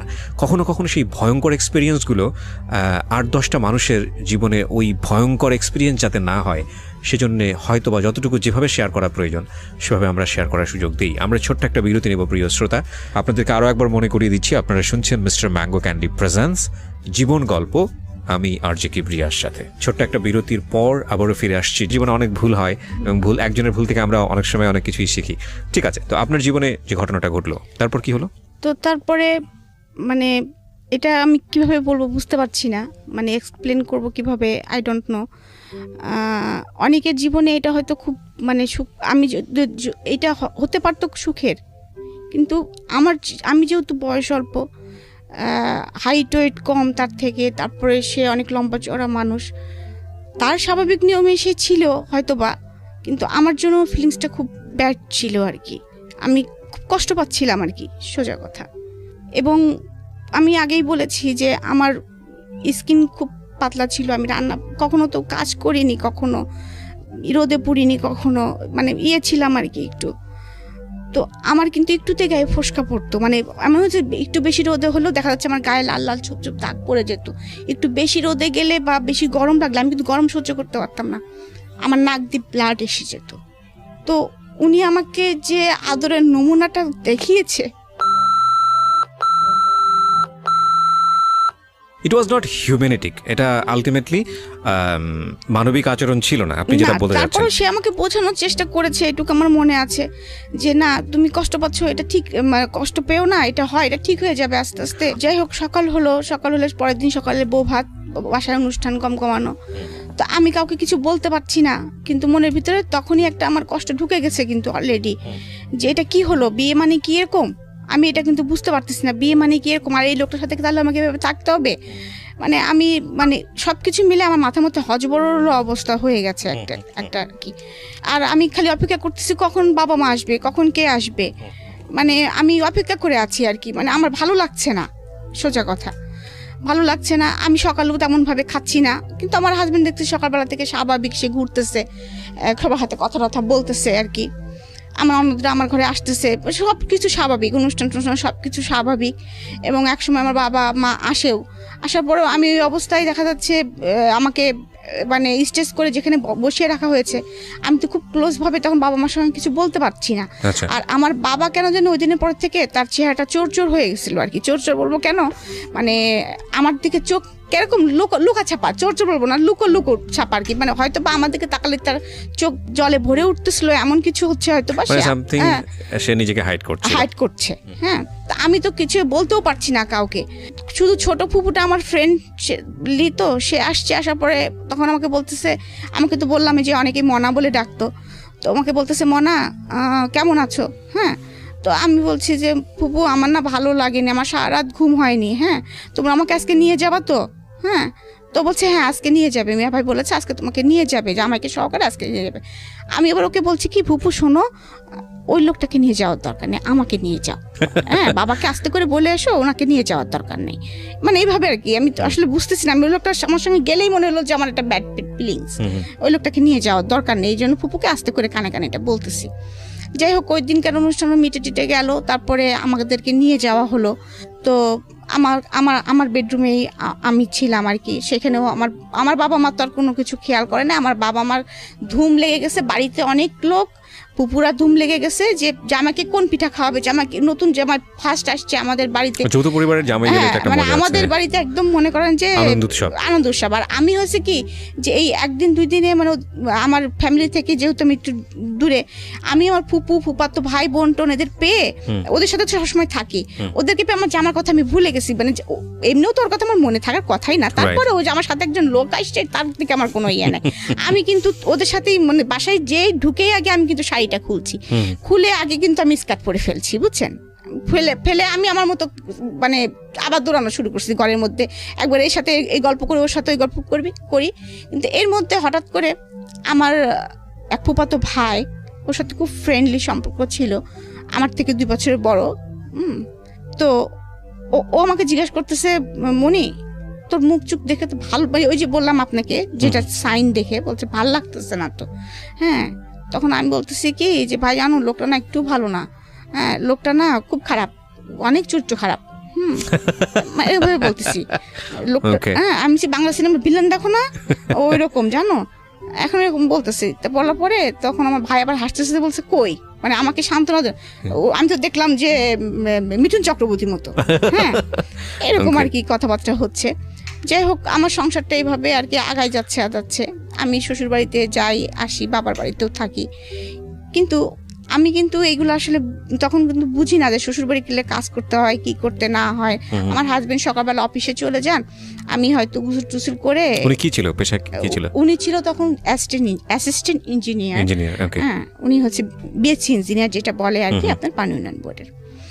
তো আমি তখনও কিন্তু বুঝি না, তো আমি নাস্তা খাই, ছোট ননদের সাথে সময় পাস করি, কিন্তু আমার শাশুড়ি মনে মনে খুব ক্ষেপে যাচ্ছেন।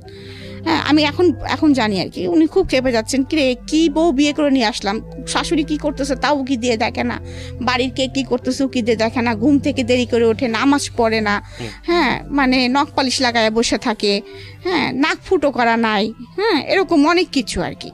তো ওই দিন উনি খুব হঠাৎ করে খুব লাউড হয়ে গেলেন, আমার বলতেছে, এই তোমার কি খালি শোকেসে সাজা রাখার জন্য নিয়ে আসা হয়েছে নাকি, তুমি খালি ঘরের মধ্যে বসে বসে মান্দাদের হেমন্তের না কি কার গান শুনো, হ্যাঁ তোমার হাজবেন্ড খাবে সেটা তোমার খেয়াল রাখতে হয় না, তোমার যে 5টা ননদ আছে তারা কলেজে যাচ্ছে, ভার্সিটিতে যাচ্ছে, তুমি সেগুলো খেয়াল রাখবা না, হ্যাঁ তুমি নিজেকে নিয়ে সবসময় বসে থাকো, হাতে নখ পালিশ মাখিয়ে বসে থাকো, মানে এরকম করে আমার সাথে খুব চিল্লাপাল্লা করতেছে এই কয়েকদিনের মধ্যেই, মানে 15-20 দিনের পরেই। আচ্ছা, আমি কিন্তু বুঝতে পারতেছি না, আমি একদম থতমত খেয়ে হা করে বসে আছি যে আমাকে এ ধরনের হয়তো কেউ কখনো বলে নেই। হ্যাঁ, আমি তো আসলে এরকম কথা কোনোদিনও বলে নাই আমাকে কেউ। তো আমি খুব মন খারাপ করে ওনার দিকে তাকায় আসে, আসলে উনি কি বলতেছে, আমি বলতেছি মা আমার নাক ফুটো নেই সেই জন্য রাগ করতেছেন, আমি এটাও বুঝি নাই। যখন বলছে এই মেয়ের নাক ফুটো নেই, আমি নাক ফুটো জানো না, জানে হ্যাঁ কি বাড়িতে বিয়ে দিছি, মেয়ের হচ্ছে নাক ফুটো না থাকলে ছেলের অমঙ্গল হয় এটা জানে না, এরকম বলতেছে। তা আমি বলছি এটার জন্য মনে উনি রাগ করছে। তা আমি বললাম ওই যে জেদি ছিলাম, আমি নাক ফুটোর যখন এতই সমস্যা, আচ্ছা ঠিক আছে, আমি একদম নিজের যে ঘরটায় থাকতাম, এমনকি আমি ওই ঘরে যখন যে ঘরটাকে আমাকে থাকতে দেওয়া হয়েছে, যে সেই ঘরটার পরিবেশটা এরকম ছিল যে একটা শুধু খাট, ড্রেসিং টেবিল নাই কোনো, একটা টেবিল আর একটা স্টিলের আলমারি, আর কিছু নেই ওই ঘরে। ও একটা আলনা ছিল, যে আমি কখনো মানে আমার ঘরটা তো অনেক সাজানো গোছানো, তখনকার সময় চেস্টের ড্রয়ার একদম ম্যাচিং করা কিছু। তখন এইটা আমার বাবা মা কিন্তু খেয়াল করেছে, এবং তারা কিছু বলেনি, এবং তারা কিন্তু অলরেডি ফার্নিচারের অর্ডার দিয়েছে আমার জন্য আর কি। এবং আমার ঘরে যে ওই বাসায় যে রঙিন টিভি নাই এটাও খেয়াল করেছে তারা, সাদা কালো টিভি দেখে তারা। ফ্রিজ একটা ছোট, কিন্তু বাড়ি কিন্তু 4 বাড়ি, 2টা ফ্লোর নিয়ে আমরা থাকি, কিন্তু ফার্নিচারের ডিজাইনগুলো সব পুরাতন এরকম আর কি। আচ্ছা, জাস্ট লাইক বাবারা হয়তো এটা খেয়াল করেছে। তো আমার রুমের সাথে কোনো অ্যাটাচড বাথও ছিল না, যেটা আমি কোনোদিন অভ্যস্ত না, আমি আগেই বলেছি, সেটা আমার একটা প্রবলেম হচ্ছিল। এখানে একটা বিষয় খেয়াল করবেন, উনি যে বিষয়গুলো আনছে ছোট ছোট করে, সেগুলো হয়তো বলার মতো না, কিন্তু খুব ইম্পর্টেন্ট দুটো মানুষের জন্য। দুটো মানুষ দুটো পরিবেশ থেকে আসছে, দুটো মানুষের আমরা বিয়ে মানে মনে করি যে দুটো পরিবারের মেলবন্ধন, এটা কিন্তু শুধু দুটো মানুষের মেলবন্ধন না, দুটো পরিবারের মেলবন্ধন। এবং অবশ্যই একটা মানুষ যেভাবে যে লাইফস্টাইলে ছিল, হঠাৎ করে এসে আরেকটা লাইফস্টাইলে মানানসই হওয়াটা খুবই ডিফিকাল্ট, সে ছেলেই হোক বা মেয়েই হোক। কিন্তু আমাদের সামাজিকতা একটা বিষয় আমরা ধরে নিই যে মেয়ে মানেই হচ্ছে তাকে মানিয়ে চলতে হবে, মেয়ে মানেই হচ্ছে সে যে পরিবার থেকে আসুক না কেন, যেটাই করুক না কেন, শ্বশুরবাড়িতে যা আছে সেটাই তাকে মেনে নিতে হবে। যদি সিচুয়েশনটা এরকম হয় যে না এখানে আসলে কিছু করার নেই, বিকজ ওনাদের কী বলা যেত এফোর্ড করার ক্ষমতা আসলে অতটুকুই, তাহলে সিচুয়েশনটা ডিফারেন্ট। কিন্তু যদি বিষয়টা এরকম হয় যে না ইউ হ্যাভ মানি অ্যান্ড আপনার সেই ক্যাপাবিলিটিস আছে, তাহলে আপনার পরিবারে যেই আসুক না কেন তাকে যদি আপনার পরিবারেই সাস্টেন করতে হয়, তাহলে আপনার উচিত তার পাস্ট লাইফটা একটু হলেও স্টাডি করা। নইলে কিন্তু সে কোনোভাবেই আপনাকে বেস্টটা দিতে পারবে না। কারণ আমি যদি বলি যে একটা ছেলে হোক বা মেয়েই হোক না কেন, দেখুন যিনি এই ভদ্রলোকের সংসারে গেছেন তিনি কিন্তু গিয়েই রাতারাতি পরিবর্তন হবেন, বিষয়টা কিন্তু এরকম না। তিনি তারা একদম পুরো, যদি 16 বছরে বিয়ে হয়ে থাকে ওনার, উনি যেটা বলছিলেন 16টা বছর নিয়েই কিন্তু সেখানে গেছেন, হ্যাঁ। এবং এই 16টা বছরে তাকে কীভাবে ট্রিট করা হয়েছে, কীভাবে বড় করা হয়েছে, কী আচরণ তার সঙ্গে করা হয়েছে, কী ধরনের পরিবেশের মধ্যে সে থেকেছে, সে সব কিছু নিয়ে কিন্তু ওখানে গেছে। সুতরাং এটাকে যদি রাতারাতি ধাক্কার কবলে পড়ে যায় তাহলে এটার ভবিষ্যৎ ভালো হবে না, এটাই ধরে নেওয়া যায়। জানি না কি হয়েছে, ওকে বলুন তারপর। তো তারপরে যাই হোক আমি এগুলো কিছু বলি না, কিন্তু আমি যে আসলে আমি এখন নিজে ইমাজিন করি যেটা, সেটা হচ্ছে যে ওই সময় এরকম বোবা কেমন করে হয়ে গিয়েছিলাম। হ্যাঁ, মানে বোবা বেশিক্ষণ থাকবেন না এটা আমরাও জানি, কারণ সিচুয়েশন ডিমান্ড হচ্ছে এমন একটা জিনিস মানুষ একটা পর্যায়ে পর্যন্ত সেভ করতে পারে। ইভেন তখন আমি মনে করি এটা সেভ না, এটা হচ্ছে জমায়। তো জমায় মানে হচ্ছে কি, ধনুকের তীরটা যখন আপনি টানবেন প্রথম পর্যায়ে কিন্তু ছাড়লে আপনি এটা বেশি দূর যাবে না, তো তখন মনে হয় কি ঠিক আছে তীর তো আসবে না, কিন্তু তারপরে জমতে জমতে যখন একবার টানার পর এক্সট্রিম লেভেলে যখন টানা হবে, টানার পরে যখন ছাড়া হবে তখন কিন্তু গতিটা যায়। তো যে যত বেশি টানতে পারে, মানে যে যত বেশি সাইলেন্স থাকতে পারে, সে যখন বাস্ট হয় সে তত বেশি পরিমাণ শব্দ করে বাস্ট হয়।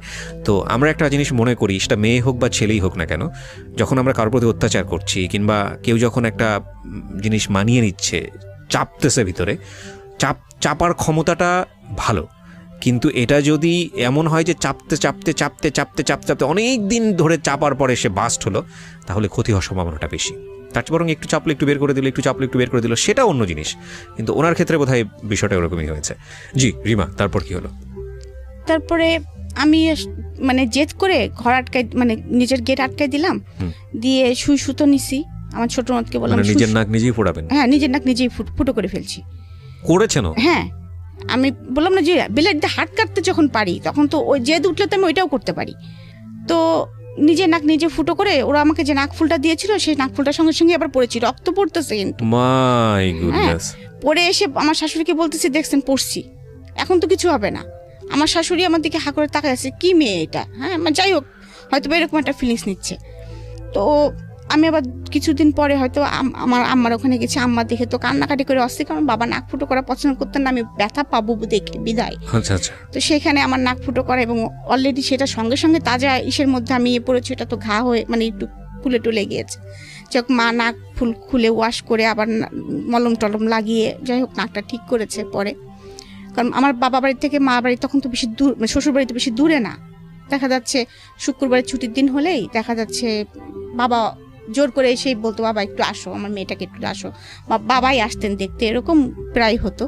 আর আরেকটা জিনিস হয়েছিল কি, যে আমার বাবা আমার সুবিধার জন্য, বললাম যে ফার্নিচার থেকে শুরু করে টিভি বিজিপি সব কিছু আমার শ্বশুরবাড়ি পাঠিয়ে দিয়েছেন, এমনকি ফ্রিজ পর্যন্ত।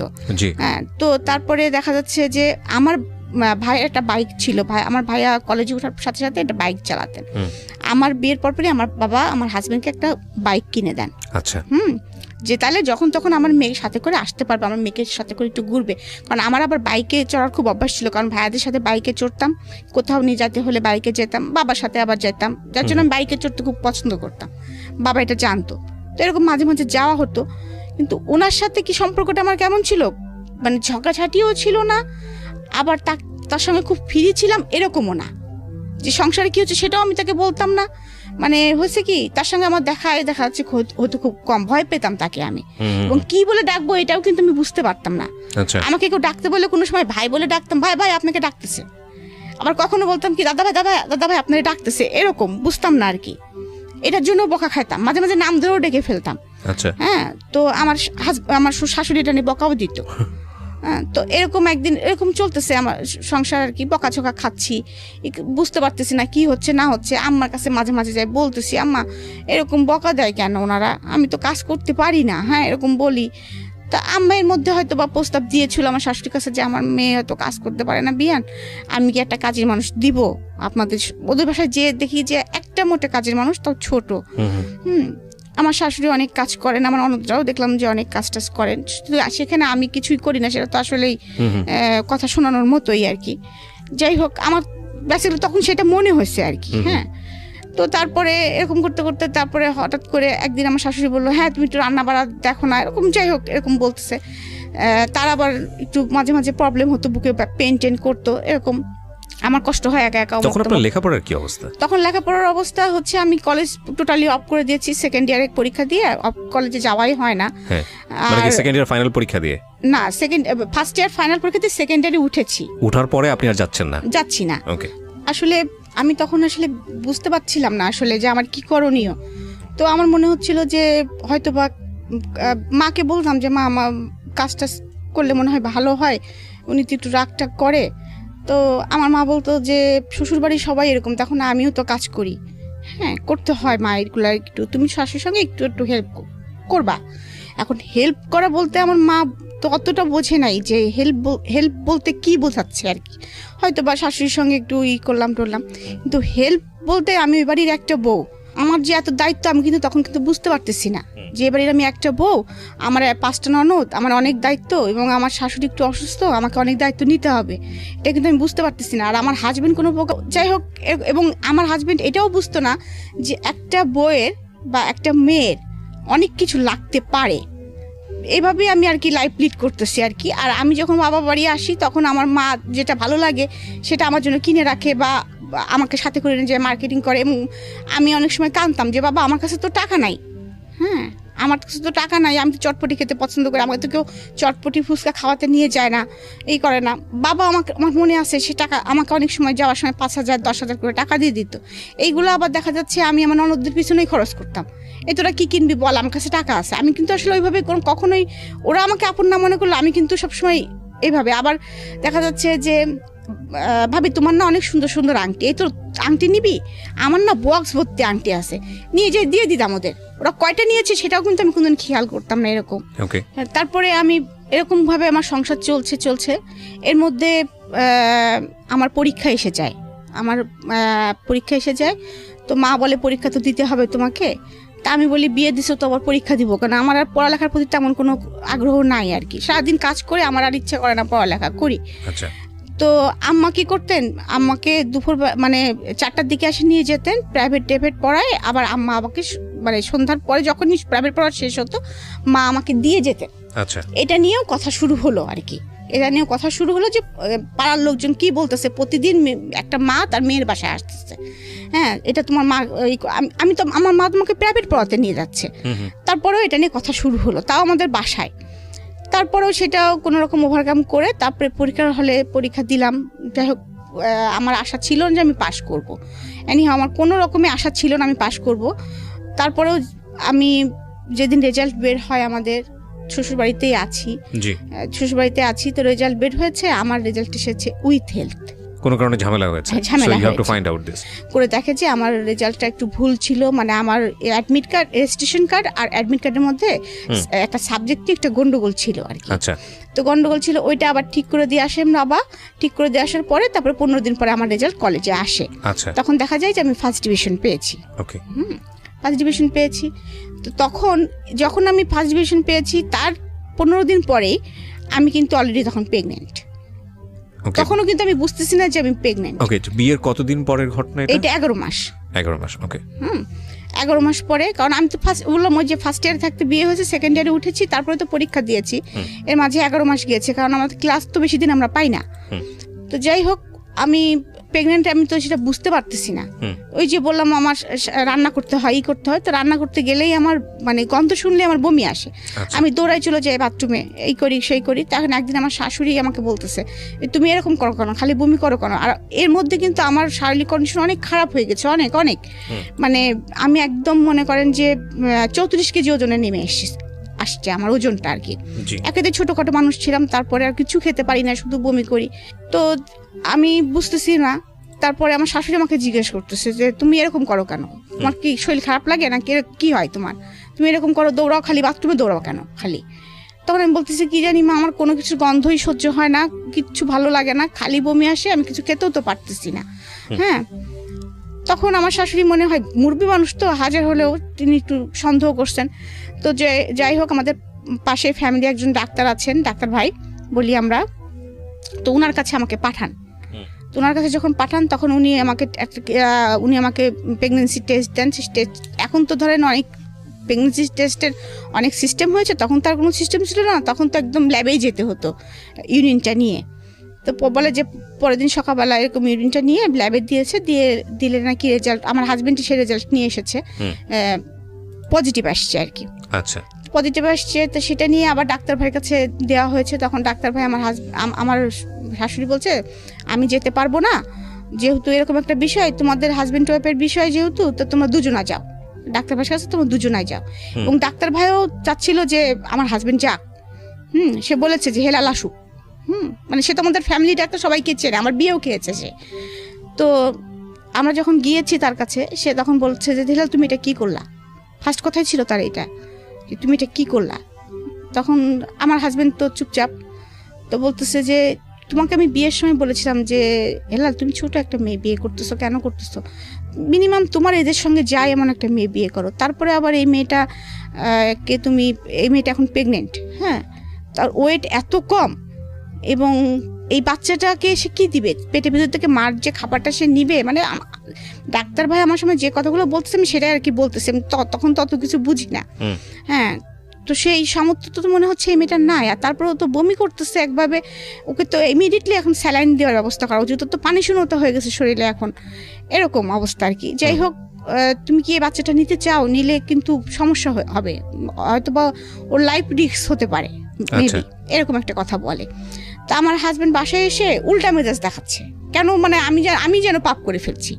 হ্যাঁ, মানে উল্টা মেজাজ দেখাচ্ছে, হ্যাঁ এরকম অসুস্থ, এখন ঝামেলা, অমুক তমুক বিভিন্ন কথা শুরু করছে। তো আমার শাশুড়ি আবার খুশি, কারণ তার একটা ছেলে, যেহেতু একটা বাচ্চা আসতেছে বাসায়, সে খুব খুশি। আমার বয়স টয়স কেউ দেখতেছে না আর কি সেই মুহূর্তে।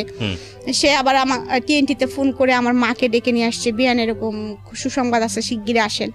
তো আমার মা এসেছে, বলে আমরা কি দুজন মিলে একটা বাচ্চা পালতে পারবো না? হ্যাঁ, ও ছোট হয়েছে তো কি হয়েছে, হেলাল এরকম চিল্লাপাল্লা করতেছে, আপনি আপনার জামাই একটু বোঝান, এরকম বলতেছে। আমার শাশুড়ি তখন খুব ভালো মুডে আছেন আর কি তিনি।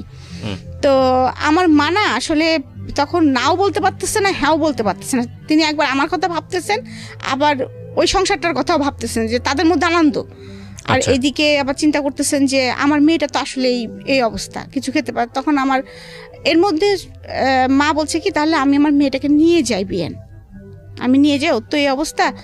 তখন আবার ডাক্তার ভাই বলে দিয়েছেন, উনি আবার প্রেসক্রাইব করে দিয়েছেন আমাকে তখন ইমিডিয়েটলি স্যালাইন দিতে হবে, দিতেই হবে।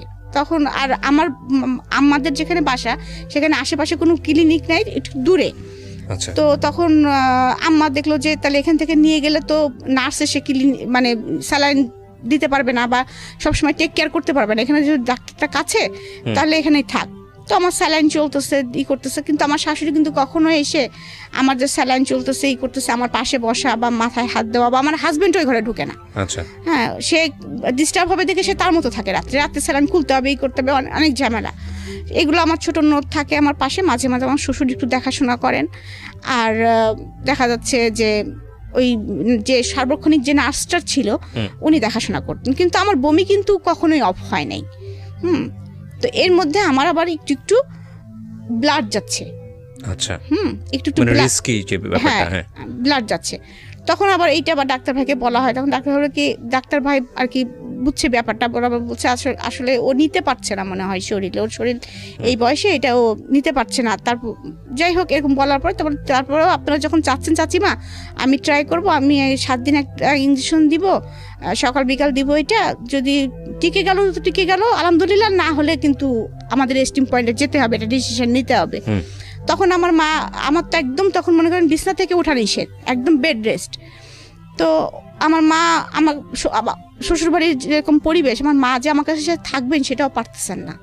হ্যাঁ, কারণ কি কথা শোনাবে কে, মানে ওরা খুব কথা শোনাতেন, এটাই হচ্ছে প্রবলেম। মানে আসলে খুব কথা শোনাতেন, এখনো তাদের সেই স্বভাবটা আছে আর কি। তো ওই ভয়তে আমার মা আবার খুব বললাম না যে চুপচাপ, আম্মা তো অত মানে কথা পছন্দ না আর কি তার। তো এই অবস্থায় যাই হোক আমার আস্তে আস্তে আমি ওই সিচুয়েশনটা পার করছি, কোনো রকম 7 মাস চলে গেছে আর কি। যাওয়ার পরে তারপরে 7 মাসের পরে আমাকে আমার বাবা মা এসে আমাদের দেশে একটা আনুষ্ঠানিকতা করে, সাথ দেয়।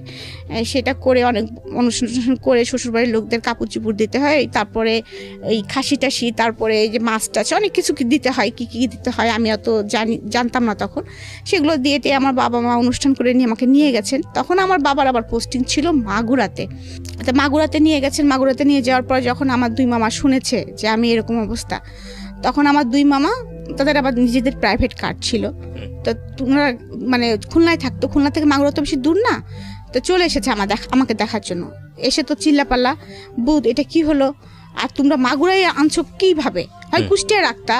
তো তারপরে যাই হোক আমার মামারা আমাকে খুলনাতে নিয়ে যায় এক প্রকার জেদ করে, কারণ মামাদেরও কোনো মেয়ে ছিল না, 2 মামারই 2টা করে ছেলে।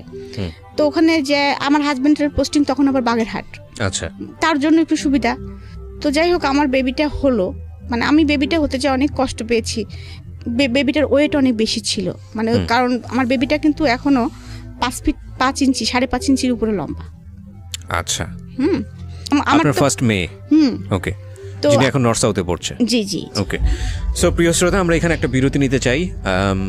কোথাকার গল্প কোথায় গিয়ে ঠেকেছে সেটাই হচ্ছে দেখার বিষয়। আমরা আরো আধা ঘন্টারও বেশি সময় আপনাদের সঙ্গে আছি, এবং আপনারা যা ভাবছেন গল্পটা লেগেছিল আর কি, এটাই হচ্ছে স্বাভাবিক, কষ্ট লাগাটাই স্বাভাবিক। হ্যাঁ, আমি হচ্ছে বাচ্চা মানুষ করতে তখন তো অত এক্সপার্ট না, তা আম্মাদের ওখানে বেশি থাকতাম, কখনো শ্বশুরবাড়ি যেতাম, কখনো আম্মাদের ওখানে থাকতাম। তো এরকম করতে করতে সময় যাচ্ছিল, কিন্তু হচ্ছিল কি আমি শ্বশুরবাড়ি যখন থাকছিলাম তখন তো আমার ননদদের আরও বিয়ে হয়েছে, সবারই বাচ্চা কাচ্চা আছে। আমার বাচ্চাটা যদি একটু ভুল করে ফেলতো বা একটু অন্যায় করে ফেলতো, আমি কেন জানি তখন যেন খুব ক্রেজি হয়ে গিয়েছিলাম। আর আমার হাজব্যান্ড তো বাসায় থাকতো না, আমি শ্বশুরবাড়ি থাকতাম। আমার লেখাপড়া কিন্তু তখনও কন্টিনিউ, হ্যাঁ, আমি কিন্তু তখন অলরেডি পড়তেছি, হ্যাঁ পড়তেছি, বাচ্চা সামলাচ্ছি এবং সংসার, তখন কিন্তু আমি পাকা গৃহিণী হয়ে গেছি। এবং এরকম করতে করতে আমি হচ্ছে যখন মাস্টার্স পরীক্ষা দিব আর কি, ফাইনাল দিব, আমার বড় মেয়েরা ছোট মেয়ের বয়সে ডিফারেন্স হচ্ছে 4.5 বছর। তখন আমি সেকেন্ড বেবি কনসেপ্ট করি। তো তখন সেকেন্ড বেবি কনসেপ্ট করলে তখনও সবাই খুব খুশি হয়ে যায়, কিন্তু আমি খুশি হই না। এবার আমি আর খুশি হই না। এবার আমি বুঝে গেছি মাতৃত্বের কি কষ্ট, আর আমি বুঝে গেছি যে সংসারে আমার কি অবস্থান। এর মাঝে আর একটা কাহিনী আমি বলি। আমার ছোট ননদ যেটা আর কি, যেটা আমার খুব ভালো সম্পর্ক ছিল, তো সেটা সাথে আমার ফুফাতো ভাই, মানে ওরা রিলেশন ছিল, ওরা চলে যায় দুজনে আর কি। আচ্ছা, এটা ফ্যামিলি থেকে না বলে চলে যায়, এবং দোষটা সম্পূর্ণ আমার ঘাড়ে পড়ে যে আমি তাদেরকে বের করে দিয়েছি, যেটা হয় আর কি।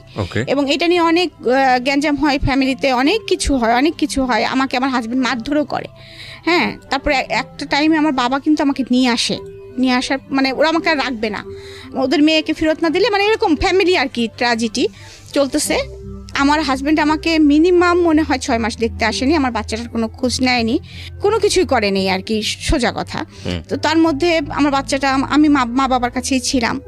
তো এর মধ্যে তারা উকিল নোটিশও কিন্তু পাঠিয়ে দিয়েছিল যে আমাকে ডিভোর্স দিবে, হ্যাঁ। কিন্তু আমার বাবা খুব আপসেট হয়ে গিয়েছিল তার মধ্যে, যে ডিভোর্স দিবে এরকম একটা বিষয়, আমি যেটার জন্য এতদিন মানে এত কষ্ট করে মেয়েকে সংসার করাচ্ছি। তারপরে এইভাবে যাই হোক থার্ড পার্সন মিলে সব কিছু মিলে একসময় যায়, আবার জোড়াটা লাগে আর কি, কোনোভাবে এনি হাউ জোড়াটা লাগে। এর মধ্যে আরও তো মনের ভিতরে বিষ ঢুকে গেছে আমার অলরেডি, যে যেই লোকটা আমার 6 মাস খোঁজ নিল না, আমার বাচ্চাটাকে একবার দেখতে আসলো না, আমি তো কিছুতেই ওর সাথে উকিল নোটিশ পাঠিয়েছিল, এটা আমি জানতাম না, তো হঠাৎ করে তাদের যেভাবে হোক ফ্যামিলি মিউচুয়ালের মধ্যে যখন আসলো, তখন আমার শ্বশুর বললো যে আপনারা নিয়ে গিয়েছেন, আপনারা দিয়ে যাবেন। এবং আমি সেই দিনটার কথা আমি কখনোই ভুলব না, যেদিন আমার ননদ চলে যায়, সেদিন আমাকে সারাদিন ঘরের মধ্যে আটকায় রাখা হয়েছিল, কিছু খেতে দেওয়া হয়েছিল না, এবং আমাকে আমার হাজব্যান্ড মারধরও করেছিল, এবং সেই সাথে আমার বাচ্চাটাকে আমার কাছে দেওয়া হয় নাই সারাদিন। তো ওই অবস্থায় যে অনেক কিছু হয়েছে, অনেক সেটা আমি এখন এত বিস্তারিত হয়তো বলতে পারছি না, মানে কিভাবে গিয়েছে আমি বলতে পারবো না। অনেক কষ্টে ওখান থেকে আমার বাবা ভাই আমাকে অনেক কষ্ট ওখান থেকে নিয়ে আসে আর কি। এবং আমি এক কাপড়ে চলে এসেছিলাম, আমাকে ওরা কোনো কাপড় খালি পায়ে এক কাপড়ে আমার বাচ্চাটা সহকারে, বাচ্চাটাকেও দিচ্ছিল না তারা। অনেক কষ্টে আমি ওখান থেকে আমার বাবা মাকে বের করে নিয়ে চলে আসার পরে তো অনেক দিন এই যে ওরকম বাবা বাড়ি থাকলাম করলাম। তার মধ্যে আমি আবার ট্রান্সফার হয়ে আমি যশোরে, তখন বাবার পোস্টিং, তো তখন যশোরে আমাকে ভাই আমাকে মাস্টার্স ভর্তি করে দিয়েছিল, যে আমি তখন মাস্টার্স করতেছি, প্লাস সেই সাথে আমি হচ্ছে মানে আপনার মাস্টার্স করতেছি, সেই সাথে আমি কম্পিউটার শিখতেছি। তো আর বাচ্চাটা নিয়ে লাইফ লিড করতেছি এবং মনে মনে একটা সিদ্ধান্ত নিয়ে ফেলছি। তখন তো একটু ম্যাচুরিড হয়ে গেছি, যে আসলে তো ওর কাছ থেকে কোনোদিন ভালোবাসা পাইনি, ওর কাছ থেকে আমি এটাই আশা করতেছিলাম যে হয়তো এরকম ব্যবহারই সে আমার সাথে করবে, তো আমি আমার বাচ্চাটাকে নিয়ে আমি এক প্রকার চলবো আর কি, এরকম একটা চিন্তা ভাবনা করতেছি। আর আমাকে যথেষ্ট সাপোর্ট দিত বাবা মার, সবসময় মন টন খারাপ থাকতো যে ফ্যামিলিতে যেহেতু এরকম কাহিনী হয় নাই, আর সেহেতু সব জায়গাতে কথা টথা হচ্ছিল, অনেক ঝামেলা চলতেছিল অলরেডি ভিতরে, তো বাবা মা ওইগুলা টেক কেয়ার করতেই মানে হাত ধরে যাচ্ছিল বাবা মার আর কি। আর এদিকে হচ্ছে আমার বড় ভাই আমাকে একদম ফুল সাপোর্ট দিচ্ছে যে না, আমি তোমাকে যেতে দিব না, তুমি পড়ালেখা শিখো, মানুষ হও, আমার একটা ভাগ নিয়ে আমি পালতে পারবো, তুমি ওটা নিয়ে টেনশন। এমনকি আমার মেয়েটা মানে আমার বড় ভাইয়ের কাছে ঘুমাতো, খেত, মানে ওর বড় মামাই ওর জান, মানে ওকে আমার কাছে দিত না বড় ভাই, এরকম। আচ্ছা। তো এভাবে থাকতে থাকতে হঠাৎ করে কি একদিন ডিসিশন হয়, আমরা ঈদ করতে বাড়ি গেছি, হঠাৎ করে আমার বাবা আমাকে ডেকে বলে যে তুমি মা, তোমাকে ওই বাড়িতে যেতে হবে। আমি বললাম কখনোই না আব্বা, ইম্পসিবল, আমি ওই বাড়িতে সংসার করতে পারবো না এত কিছুর পরে, আর ওরা আমাকে মেরে ফেলবে। আমার মনের মধ্যে ভয় ঢুকে গেছে যে ওরা আমাকে মেরে ফেলবে। তখন আমার বাবা আমাকে জড়ায় ধরে কান্না করে বলতেছে যে মা, তুমি কি আমাদের, তোমার চাচার, আমার সবার কি মৃত্যু মরা মুখ দেখতে চাও, নাকি তুমি তোমার সুখটা বেছে নিতে চাও? তো অবভিয়াসলি তখন মানে কি মনে হয়েছে আমি জানি না, কারণ বাবাকে আসলে তো আমি খুবই ভালোবাসতাম, আমি মানে এখনো ভালোবাসি। স্ট্যান্ড বাই, আমাকে যদি কেউ বলা হয় তো আমি আমাকে যদি বাচ্চাদের নামও বলা হয় তবু বলবো আমার বাবাকে আমি বেশি ভালোবাসি। এবং আল্লাহর কাছে আমি মাঝে মাঝে এমনও বলি যে আল্লাহ, যে আমার বাবা যেদিন মৃত্যু হয় সেদিন যেন আমারও মৃত্যু হয়। আর মানে একদম হোপলেস হয়ে যাই। আমি তখন বলি যে আমি যাবো বাবা, আমি বলি যে বাবা আমি যাবো, যাই হোক না কেন আমি যাবো। তো আমি যাই, এবং আমার শ্বশুরদের কন্ডিশন আমাকে নিতে আসবো না, আপনাকে দিয়ে যেতে হবে। তো আমাকে দিয়ে আসে আর কি। এসে পরে আমার অত্যাচারের মাত্রাটা মানে আপনারা ইমাজিন করে নেন, আরো চরম আকারে পৌঁছায়। আমার বাচ্চাটা ঠিক মতো খাওয়া দাওয়া হয় না, মানে আর আমাকে সারাদিন যেভাবে তারা টর্চার করে, মানে কি আমি 2 দিন 3 দিন দেখাচ্ছে খেতে বসছি, এমন একটা কথা আমার শাশুড়ি হয়তো বলছে যে এই মেয়েদের কোনো বিশেষ আছে, যে মেয়ে আমার মেয়েকে বের করে দিতে পারে সেই মেয়ে আমাকে বিষ দিয়ে মেরে ফেলবে না, পানের মধ্যেও বিষ দিয়ে মেরে ফেলতে পারে। আমার শাশুড়ি আবার পান খেতেন, ওর হাতে কিছু খাওয়া যায়, আমাকে দিয়ে রান্না করাতেন, আবার আমাকে এই কথাগুলো শোনাতেন। হ্যাঁ, তো এরকম পরিস্থিতির ভিতরে আমি যাচ্ছি, আমার মানে মনে হচ্ছে যে মানে কোনো কুল কিনারা নাই, আমার মনে হচ্ছে এরকম। তারপরে যাই হোক, এর মাঝে কিছু একটা হয়ে মিল মহব্বত হয়, যাই হোক আবার সংসার করতেছি।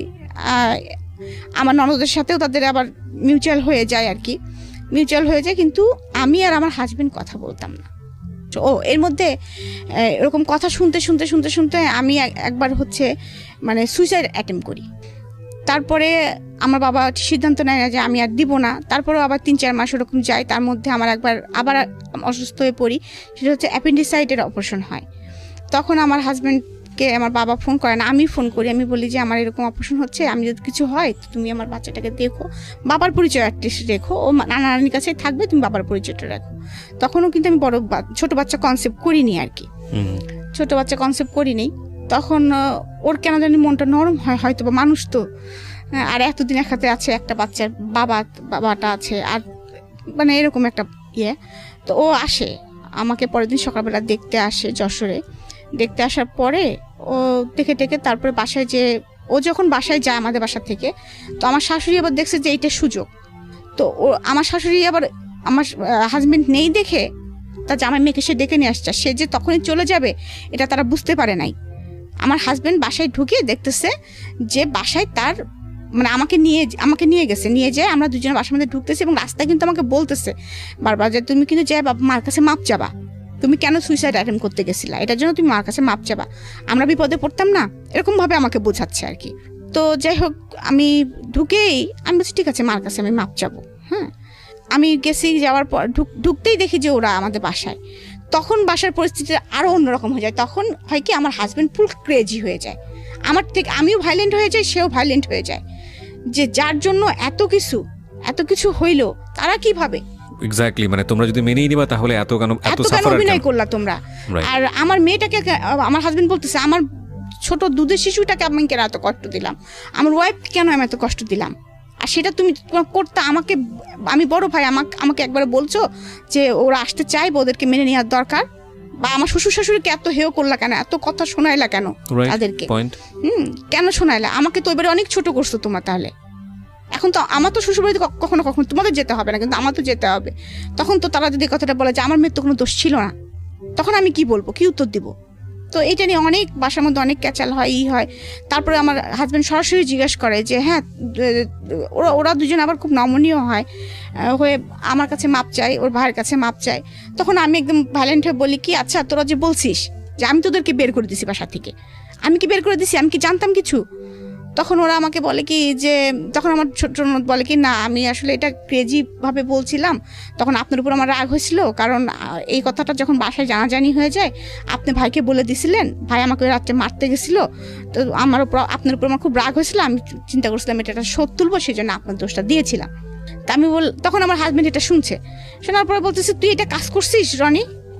হ্যাঁ, যাই হোক, এটা নিয়ে অনেক কিছু হয়, সব সত্য আর কি সামনে চলে আসে যখন, তখন যাই হোক আমার হাজব্যান্ড একটু সফটনেস দেখায় এবং সে বলে যে আমি থাকবো না, আমি কাল সকালে আমার বউ বাচ্চা নিয়ে আমি চলে যাব। তখন আমার শ্বশুর খুব আপসেট হয়ে পড়ে, কারণ কুষ্টিয়া শহরে তাদেরকেও সবাই চেনে, আমাদেরকেও সবাই চেনে, সবাই জানে যে তার একটাই ছেলে বেটার বউ আলাদা থাকে, হ্যাঁ, আলাদা বাসা ভাড়া করে থাকে, এটা একটা খুব খারাপ দেখা যাবে, এরকম একটা করে। তারপর অনেক বোঝানো শোনানোর পরে যাই হোক আমরা আবার ওই বাসাতেই স্টে করি। আমার হাজব্যান্ডের তখন আবার পোস্টিং হয়ে যায় চুয়াডাঙ্গা। তো এরকম চলতেছে, ওদের সাথে ওরা আসে যায়, কথা করে। আমার ছোট ননদের সাথে আমি কথা বলতাম, আমার ভাইয়ের সঙ্গে কথা বলতাম না, কারণ আমার থিওরিটা এটা যে ও তোমার রক্তের না, ও আমার একটা ক্ষতি করতে পারে, তুমি তো আমার ভাই ছিলা, তুমি ফুফাতো ভাই হওয়ার যাই হও, তুমি তো আমার ভাই ছিলা, তুমি তো আমার এত বড় ক্ষতি করতে পারো না, তোমার সাথে আমি কথা জীবনেও বলবো না, আর তারপরে তুমি আমার বড় ভাই। তো যাই হোক মাস্টার্স করেছি, মাস্টার্স পরীক্ষা চলছে আমার, পরীক্ষা দিয়ে আমার মনে হয় যে আমার 11 তারিখে বাচ্চা হল না, আমার বাচ্চা হয়েছে 16 তারিখে, আর আমার মাস্টার্স পরীক্ষা শেষ হচ্ছে 11 তারিখে, মানে আমি ওই রকম অবস্থায় আমি পরীক্ষা দিয়েছি আর কি। তো আমার বাচ্চাটা পেটের মধ্যে খুব অসুস্থ হয়ে যায়, কারণ আমি 4 ঘন্টা বসে পরীক্ষা দিতাম, বাচ্চাটার মুভমেন্ট খুব কম হতো, মুভমেন্ট হতো না।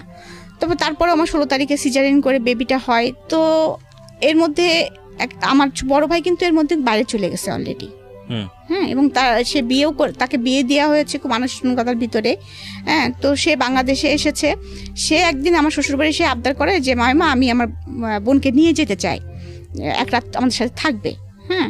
তো এই কথা বলার পরে তখন হচ্ছে আপনার আমার শাশুড়ি আমাকে যেতে দিবে না, বাসায় অনেক কাজ, ঈদের পরের দিন আমার সব ননদরা আসবে, সে আমাকে যেতে দিবে না। তখন সে বলে কি যে তাহলে নিয়ে গেলে একবারে নিয়ে যাও। তো এই কথাটা আমার ভাইয়ের তখন লাগে খুব, এতদিন তো আমার ভাই কোনোদিন ইন্টারফেয়ার করেনি, এতদিন তো বাবাই সব টেক কেয়ার করছে, এখন তো মোটামুটি সে একটা পর্যায়ে আসছে। তারপরেও আগেও সে বলেছে যে সে কখনোই রাজি ছিল না আমাকে সংসার করতে দেওয়ার জন্য, সে সবসময় বলতাম রিক্সা চালাই খাবো, কিন্তু আমার বোন আমি দিব না, এরকম কথা সবসময় সে বলতো। তারপরে যাই হোক সে মনে মনে একটা প্ল্যান করে ফেলে, সেটা বাবা মাকে বলে না, কারণ জানে বাবা মা বললেও হয়তো রাজি হবে না, আর আমার হাজব্যান্ডকে বললেও রাজি হবে না। সে আমাকে বেড়াতে নিয়ে আসার নাম করে ঢাকায় নিয়ে আসে। তখন অলরেডি ঢাকায় আমাদের একটা বাড়ি কেনা আছে, সেটা হচ্ছে সেগুন বাগিচে। আমার ছোট ভাই ইস্ট ওয়েস্ট ভার্সিটিতে পড়ে, ও হচ্ছে ওই বাসাতে থাকতো। মাঝে মাঝে বাবা মা আসতো, ওকে একটা কাজের ছেলে ছিল, রান্না বাড়া করে দিত এরকম।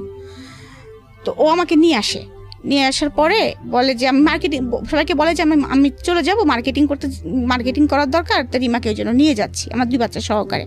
আমিও জানি না ভাইয়া, আমি জানি যে মার্কেটিং করতেই ঢাকায় আসতেছি। তো ভাইয়া এসে তারপরে বাবা মাকে আবার ফোন দেয় যে বাবা মা আমরা মার্কেটিং করবো, তো রিমার বাবু 2টা দেখবে কে, তোমরা দুজনে আসো, দেখাশোনা করো, আমরা একটু মার্কেটিং করে বেড়াই। আব্বু আম্মু গাড়ি নিয়ে আসে আর কি, বাবা অফিস থেকে মানে শুক্র শনি তো এমনি ছুটি, তো আসার পরে বলে, তারপরে একদিন রাত্রেবেলা ফ্যামিলি মিটিং বসে, তখন ভাইয়া একদম সম্পূর্ণ বলে যে বাবা আপনি যা দেখতেছেন, যা সহ্য করছেন, এটা আমি সহ্য করতে পারবো না। এখন আপনি আমাকে খারাপ বললে বলেন, আমি অনেক নরম মানুষ, ভালো বললে বলেন, আপনি যা খুশি আপনি তাই বলেন, কিন্তু আমি যেটা এসে মানে দেখতেছি সেটা আমার অসম্ভব আমার পক্ষে দেখা। সেটা হচ্ছে আমার কাছে আমার বোনের শ্বশুরবাড়ি যে মনে হয়েছে যে ওয়ান কাইন্ড সে হচ্ছে কাজের বুয়া। এটা আপনার আপন ভাই বলছে? হ্যাঁ, ওয়ান কাইন্ড কাজের বুয়া। আর আমার বড় মেয়েটার রেজাল্ট ভালো ছিল না, কখনোই ভালো রেজাল্ট করতে পারতো না সে, মানে ওরকম মারধর খেত, সে একটু উল্টাপাল্টা ছিল, মানে মানে ওর জন্য কেমন ছিল একটু আর কি। যাই হোক, তখন বলতেছে আর আমি দেখতেছি যে যেভাবে উপর থেকে দোতলা বাসা ছিল, যতবারই কোনো গেস্ট আসে আমার ভাগ্নি আসে গেট খুলতে, ওই ক্লপসিকেবল গেটটা খুলতে আসে আমার ভাগ্নি। তার মানে ওরা দুজনা ওই বাড়ির কাজের বুয়া। আর আমার ছোট ভাগ্নিটার অবস্থা হবে আর কদিন পরে ওইটাই। আমি এটা মেনে নিতে পারছি না। আমার একটা বোন, তার বাচ্চারা, ওর জীবনটা যেরকম হয়েছে ওর বাচ্চা দুটার জীবনও সেরকম হবে, এটা আমি মেনে নিতে পারছি না। আপনারা আমাকে বকলে বকেন, ভালোবাসলে বাসেন।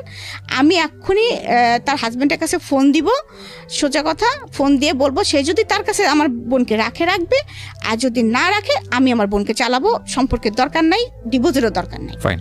কখন জানি কি হয় এরকম একটা দোলাচল অবস্থা, এবং আমাদের প্রেডিকশনের জায়গাগুলো এখন পর্যন্ত নট প্রুফ। আমি সবসময় একটা কথা বলি যে জীবন গল্পে আপনি কোনো বাকি আসলে অনুমান করতে পারবেন না এরপরের বাকি গিয়ে কি ওয়েট করছে আপনার জন্য। লাস্ট দুটো গল্প যদি বলি যে এই ধরনের গল্পের গোড়াপর্তন হয়েছিল আবিদা সুলতানার হাত ধরে। আবিদা সুলতানা এই যাবৎকালে জীবন গল্পের, ঢাকা এফএমের জীবন গল্পের সবচাইতে পপুলার বলবো, মানে সবচাইতে মানুষের বেশি শোনা গল্পের মধ্যে একটি, এবং ইউটিউবেও সেটার ভিউ প্রায় 2 মিলিয়নের কাছাকাছি। তো আবিদা সুলতানার পরে আমরা বেশ কয়েকটা এপিসোড, মানে গত 2 থেকে 3টা এপিসোড আগে আরেকজনের যে খেয়ালির যে জীবন গল্পটা, খেয়ালি এবং আবিদা সুলতানার জীবন গল্পের মধ্যে অদ্ভুত কিছু মিল আছে। এবং এরই ধারাবাহিকতায় আজকের যেই রিমার যে জীবনের গল্প, সেখানে হয়তো অনেকেই মনে করেছিলেন বা করছেন এখনো, যেহেতু আমরা শেষ পর্যায়ে আসিনি, যে রিমার জীবন গল্পটাও ঠিক সেরকম না। শুধু নাটুকুই বললাম। রিমা, আমরা যেখানটায় ছিলাম, তো আমার বাবার তখন কিছু ভাইয়ের উপরে বলতে পারে না, মানে সেও ততদিনে আসলে বুঝে গেছে আসলে যে এখানে আসলে রাইট কি অনরাইট কি। আর কথা হচ্ছে যে বাবা সারা জীবন মান সম্মানই দেখলা, সারা জীবন তুমি মান সম্মানই দেখলা, কিন্তু কষ্টটা দেখছো না। আমাদের একটা বোন যে এত কিনা আল্লাহ দিয়ে, এবং তার 2টা বাচ্চা আল্লাহ দিয়েছে, এবং সেই 2টা ভাগ্য এরকম হতে যাচ্ছে শুধু তোমার মান সম্মানের জন্য, আর কোনো কিছু না। আমাদের অর্থনৈতিক কোনো সমস্যা নাই, আমাদের পারিবারিক কোনো সমস্যা নাই।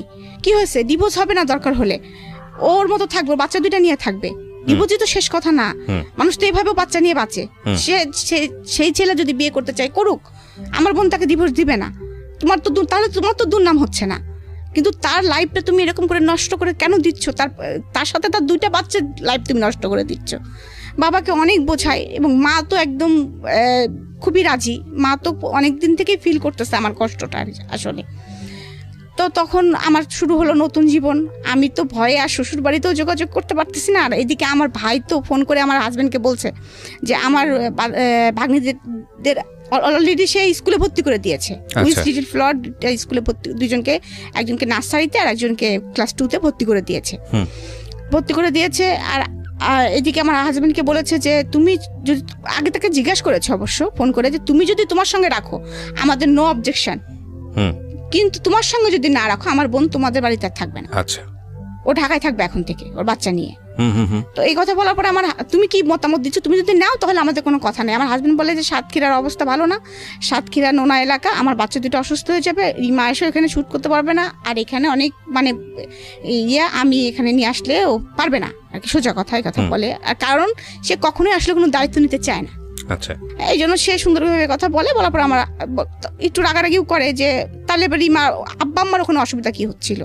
হ্যাঁ, সে অসুবিধা তো তুমি খুব ভালো করে জানো, তোমাকে তো এক্সপ্লেন করার কিছু। আমার বাবার ভাইয়ের সাথে একটু আর কি রাগারাগি হয়েছে আর কি। তো আমার হাজব্যান্ড 3 মাস রাগ করে আসেনি ঢাকাতে, আমাদের কোনো খরচও দেয় নাই। আর আমার তো কোনো সমস্যা এখানে হচ্ছে না আল্লাহর রহমতে, কারণ মা অলরেডি তখন 2টা কাজে মানুষ দিয়ে গিয়েছে। কারণ আমার বাচ্চা 2টাই ছোট, কোচিং টচিং আমি নিয়ে যাই। আর আমার ছোট ভাইকে আমার বড় ভাই বলেছে যে তুমি মানে চলে যাওয়ার আগে যে তুমি পারবা না তোমার একটা বোনের দায়িত্ব নিতে, আমি তোমাকে ফিনান্সিয়াল সাপোর্ট দিব, তুমি খালি বোনটাকে আর ভাগ্নি 2টাকে দেখে রাখবা। আমাদের নিজেদের বাড়ি যেহেতু কোনো সমস্যা নেই এখানে। তো আমার ছোট ভাইটাও অনেক ভালো। হ্যাঁ, আমরা আসলে 3 ভাই বোন খুব ফ্রেন্ডলি, যেটা সত্যি কথা আমি বলবো। বড় ভাই খুব চুপচাপ, আর আমি আর আমার ছোট ভাইটা খুব আমোদে। তো ও কি করা শুরু করলো, এখান থেকে আমার জীবনে উত্থান, যখন এখানে আমি থাকা শুরু করলাম আমার বাচ্চাদের প্রচুর টেক কেয়ার করতো পড়াশোনা থেকে, কারণ ওরা তো মফস্বল এলাকার মানে কুষ্টিয়ার লেখাপড়া থেকে হ্যাঁ, সুতরাং ওদের লেখাপড়াটা, তারপরে ওদের বেড়াতে নিয়ে যাওয়া, যেমন আমার বললাম না আমার বড় মেয়েটার মানসিক সমস্যা, মানে ও ডিসিশন নিতে পারতো না, আমি মাংসটাকে আমি নিব না, মানে ওটা যে ওইটাও কোনো সময় আদায় করতে পারতো না, এরকম মানসিকতা হয়ে গেছিল দাদি বাড়ি থাকতে থাকতে ওর। তো আমি একসময় বুঝতে পারলাম যে মানসিক, মানে তখন আমার নিজেই একটু মানে মানসিক, আমার তো তখন নিজেরও মানসিক অবস্থা খারাপ ছিল, আমি ওর মানসিক অবস্থা কিভাবে বুঝবো। যখন আস্তে আস্তে আমি রিয়েলাইজ করতেছি যে সব বাচ্চার মতো তো আমার এই বাচ্চাটা না, কেমন যেন জড়সড় হয়ে থাকে, কেমন যেন খোলামেলা না, হ্যাঁ এরকম আর কি করতেছি, তখন ওর সঙ্গে আমি আস্তে আস্তে মানে খুব ভালো, মানে আমার ছোট ভাই আমাকে বললো যে আপু আপনি কি বুঝতে পারতেছেন, এবং ও আমাকে ডাক্তারের কাছেও নিয়ে যায় যে আপুর সামথিং প্রবলেম আছে, মানে আলটিমেটলি কাউন্সেলিং এর জন্য, হ্যাঁ কাউন্সেলিং এর জন্য আমাকে মুহিত কামালের কাছে নিয়ে যাওয়া হয়। তখন উনি যেভাবে হয়তো ভাইকে বলছিলেন বা আমাকে কিছু ওষুধ টষুধ দিয়েছিলেন এবং বলেছিলেন যে আসলে দীর্ঘদিনের না পাওয়ার সমস্যাটা থেকে ওর ভিতরে অনেক ক্ষোভ সৃষ্টি হয়েছে, হ্যাঁ মানে এইভাবে আর কি অনেক কিছু বলেছিলেন। যাই হোক, তো ওইভাবে ওকে টেক কেয়ার করতে হবে আপনাদেরকে, এবং সবচেয়ে ভালো হয় যদি ওনার হাজব্যান্ড ওনাকে সাপোর্টটা দেন, তো সেই সাপোর্টটা তো আমার পক্ষে মানে সম্ভব না, আমার ফ্যামিলি দিতে পারবে না, তো সেই সাপোর্টটা হাজব্যান্ডের সাপোর্ট তো আসলে কেউ দিতে পারে না। তারপরেও আমার ছোটো ভাই চেষ্টা করেছে, সে আমাকে বেড়াতে নিয়ে গেছে, আমি কবিতা লিখতে পছন্দ করতাম, আমি গল্প লিখতে পছন্দ করতাম, আমার পুরাতন আমি যে ডায়েরি লিখতাম সেটা আবার খুঁজে বের করেছে, আপু দেখেন আপনার এই কবিতাটা অনেক সুন্দর না, তো তারপরে আমরা দল বেঁধে চলেন আপু কক্সবাজার চলে যায়, মানে ও আমার লাইফটাকে সুন্দর করে গোছানোর চেষ্টা করতেছে আর কি। এদিকে বড় ভাই ইনস্ট্রাকশন দিচ্ছে, ও গোছানোর চেষ্টা করতেছে। আমার হাজব্যান্ড এর মধ্যে আমার ছোট মেয়েটা খুব ভালো রেজাল্ট করে, খুবই ভালো রেজাল্ট করে, এর মধ্যে কিছু 3 মাস পরে সে আসা যাওয়া শুরু করলো আর কি, তেমন কোনো ঝগড়াঝাটি না, কিছু না, নর্মাল চলতেছে। তার মধ্যে মানে 15 দিন 1 মাস পর আসে আর কি, সে সাতক্ষীরা থেকে এরকম। আমার ছোট মেয়েটা অনেক ভালো রেজাল্ট করে ইংলিশ মিডিয়াম থেকে, একদম অল স্কুলের ভিতরে ও মানে ওদের সেকশনের যে 4-5টা সেকশন মিলে ও একদম টপ করে আর কি। তো সেবার আবার আমার শিক্ষামন্ত্রী এসে স্কুলে ওদের প্রত্যেকটা যারা টপ করেছে তাদেরকে প্রাইজ দেওয়া হয়। তো এই কথা ওর বাবা যখন শোনে, ও দাদু যখন শোনে, তাদের রাগটা একটু পড়ে যায় আর কি, যে না অন্তপক্ষে বাচ্চা দুটো মানুষ হচ্ছে অ্যাটলিস্ট, হ্যাঁ ও যতই হোক। আমার শ্বশুর কিন্তু আসলে কখনো অত খারাপ ছিল না, কিন্তু একটা জিনিস ছিল কি, সে প্রতিবাদ করতো না, বলতো না কিছু, আমাকেও কিছু বলতো না, আমার শাশুড়িকেও কিছু বলতো না, এরকম ছিল আর কি। তো উনি হচ্ছে খুশি হয়ে যায়, খুবই খুশি হয়ে যায়। আমি ফোন করে বলি বাবা এরকম বাবু তো ফার্স্ট হয়েছে এরকম, ওকে ডাকতো টুকটুকি বলে আমার ছোট মেয়েটাকে আমার শ্বশুর। তো বলছে আমি চাপা আপনার টুকটুকি তো ফার্স্ট হয়েছে, এবং অল স্কুল এই দেখেন আমি ছবি পাঠাচ্ছি, এরকম তারা খুব খুশি হয়ে যায়। তো তখন থেকে আর ঢাকায় থাকার বিষয়ে তাদের আর কারোর অবজেকশন থাকে না আর কি, মানে থাকে না, মানে এরকম চলছে আর কি। এর মধ্যে আমার মার খুব ছোটকালের শখ ছিল যে আমি খুব কথা বলতে পারি, এই জন্য মা মনে করতেন যে আমাকে ব্যারিস্টারি পড়াবেন। হ্যাঁ, তো মা একদিন আমাকে বলতেছে, মা তুমি ল ভর্তি হতে পারো না, এখানকার কোনো কলেজ টলেজ একটু খোঁজ নাও না, তুমি ল ভর্তি হতে পারো কিনা। তো আমি তখন বলতেছি যে আম্মা আবার পড়াশোনা করবো, আমার তো পড়াশোনা এখন মাথার মধ্যে ঢোকে না। তো বলতেছে দেখো না চেষ্টা করে। তো বাবাকে সাথে করে গেলাম, যাওয়ার পরে আমাদের সেগুন বাগিচার আশেপাশে, তো বাবা ঢাকা কলেজে গেলেন, তারপরে গেলাম সেন্ট্রাল ল কলেজে। সেন্ট্রাল ল কলেজের পরিবেশটা ভালো লাগলো, তখন ওখানে ভর্তি হয়ে গেলাম। তারপরে ওখান থেকে যাই হোক বাচ্চা কাচ্চার লেখাপড়া চলছে, আমি নিজে লেখাপড়া ল ভর্তি হয়েছি, লেখাপড়া করছি, এদিকে মাস্টার্স করেছি, এদিকে আমার লেখালেখি চলছে। আমার ছোট ভাই কিন্তু আমাকে সবকিছু মানে ফিরিয়ে দিয়েছে আর কি, মানে ও আমাকে ঢুকিয়ে দিয়েছে যে আপু এরকম। এবং আমার কোনো ভালো মোবাইল ছিল না, মানে মোবাইল ছিল না বলতে বাটন মোবাইল ছিল। ও কিন্তু আমাকে ফার্স্ট যে মোবাইলটা আমার জন্মদিনে গিফট করে আর কি, তখন স্যামসংয়ের সবচেয়ে দামি মোবাইলটা। ও টাকা জমাই ভাইয়া ওর জন্য কিছু খরচ পাঠাতো, ওরও একটা বাইক ছিল, বাইকের তেলের খরচ পাঠাতো, ও আমাকে ওইটা সারপ্রাইজ করে। তখন আমি ওই ফেসবুক দেখা শুরু করলাম, ফেসবুক খুললাম, আস্তে আস্তে আমি আপগ্রেড হচ্ছি আর কি। আমি সেই আগের রিমাটা আর কি হচ্ছি আস্তে আস্তে, স্লোলি। তো মানে আমার অনেক দিন পরে মনে হচ্ছিল কি, মানে যখন আমি একটু একটু করে হচ্ছি, নিজে অনুধাবন করছিলাম যে মানে আই অ্যাম ব্যাক, আমি ব্যাক। এবং আমার আগে তো এমন হতো যে আমি কোনো জায়গাটা কথা বলতে গেলে জড়াই ফেলতাম, মানে অনেক সময় আছে। তখন আমি দেখলাম যে যখন আমি বাচ্চাদের নিয়ে স্কুলে যাচ্ছি, গার্জেনদের সাথে মিশতেছি, ল ক্লাসে যাচ্ছি, ফ্রেন্ডদের সাথে মিশতেছি, তারপরে হচ্ছে এর মধ্যে আমি একটা ওষুধ কোম্পানির সাথেও জড়িত হই, তাদের অ্যাডভার্টাইজমেন্ট করতাম। চেহারাটা ভালো ছিল দেখে আমার সেলটাও খুব ভালো ছিল। আমি একটা অ্যাচিভমেন্টও করি, সেটা হচ্ছে মালয়েশিয়া ট্যুর। তখন আমি যেই আমাকে কিন্তু তখন প্রস্তাব করেছিল যে আমাদের ওখানকার যে ওই কোম্পানির যে মানে এমডি ছিলেন আর কি, বাংলাদেশে যার ইয়ে ছিল, সে আমাকে বলল যে তুমি আমার পিএ হবা কিনা। তো তখন আমি ওনার নাম হচ্ছে গাজ্জালি স্যার ছিলেন, গাজ্জালি। তো উনি আমাকে প্রস্তাবটা দিলেন। দেওয়ার পরে আমাদের একটা পরীক্ষা হলো, পরীক্ষাতে আমি ভালো স্কোর করি, মানে বলা তারপরে টকিং সব কিছুর উপরে। কিন্তু তখন আমাকে একটা মেয়ে আমাদের সাথে ছিল যে 3rd পজিশন করলো, নাম হচ্ছে রিনা। তো রিনা বললো, রিমা পা আপনার তো এই জবটার দরকার নেই, আমি তো জানি আপনার অবস্থা অনেক ভালো, হ্যাঁ, কিন্তু রিমা পা বিশ্বাস করেন আমার এই জবটার খুব দরকার, কারণ আমি ডিভোর্সি, আমার হচ্ছে একটা বাচ্চা আছে, আমি ভাইদের সাথে থাকি, আমার খুব দরকার এই জবটা। হ্যাঁ, তো তখন আমি বলেন ওষুধ সেল করে আর কি হয়, একটা ফিক্সড ইনকাম হলে সেটা আমার জন্য খুব বেটার হয়। তখন আমিও দেখলাম যে পিএ মানে কি, যে আমাকে তার সাথে সব থাকতে হবে, আমি বাচ্চা দুটোকে টাইম দিতে পারবো না সব সময়। হ্যাঁ, আর আমার কাছে আমার বাচ্চা দুটো কিন্তু অনেক গুরুত্ব, সবকিছুর ঊর্ধ্বে কিন্তু আমার বাচ্চা দুইটা। আমি কখনো আমার বাচ্চা দুইটাকে বললাম না, যত কাজই থাক তাদের কাজ সেরে তারপরে আমি সবকিছু করেছি।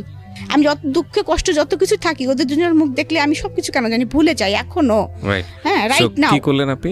তো তারপরে আমি যাই হোক, তখন আমি স্যারকে, তখন ওইটার পরে আমি স্যারকে রিকোয়েস্ট করলাম, স্যার আমার তো এই চাকরিটা করা সম্ভব না কোনো প্রকারেই, কারণ আমার তো 2টা বাচ্চা আছে, আমি এই 9টা 5টা আবার আপনার সঙ্গে ধরেন অনেক সময় আছে অনেক সেমিনারেও যেতে হবে, সেটা তো আমার ফ্যামিলি থেকে মেনে নেবেন, আমার হাজবেন্ড চাবে না।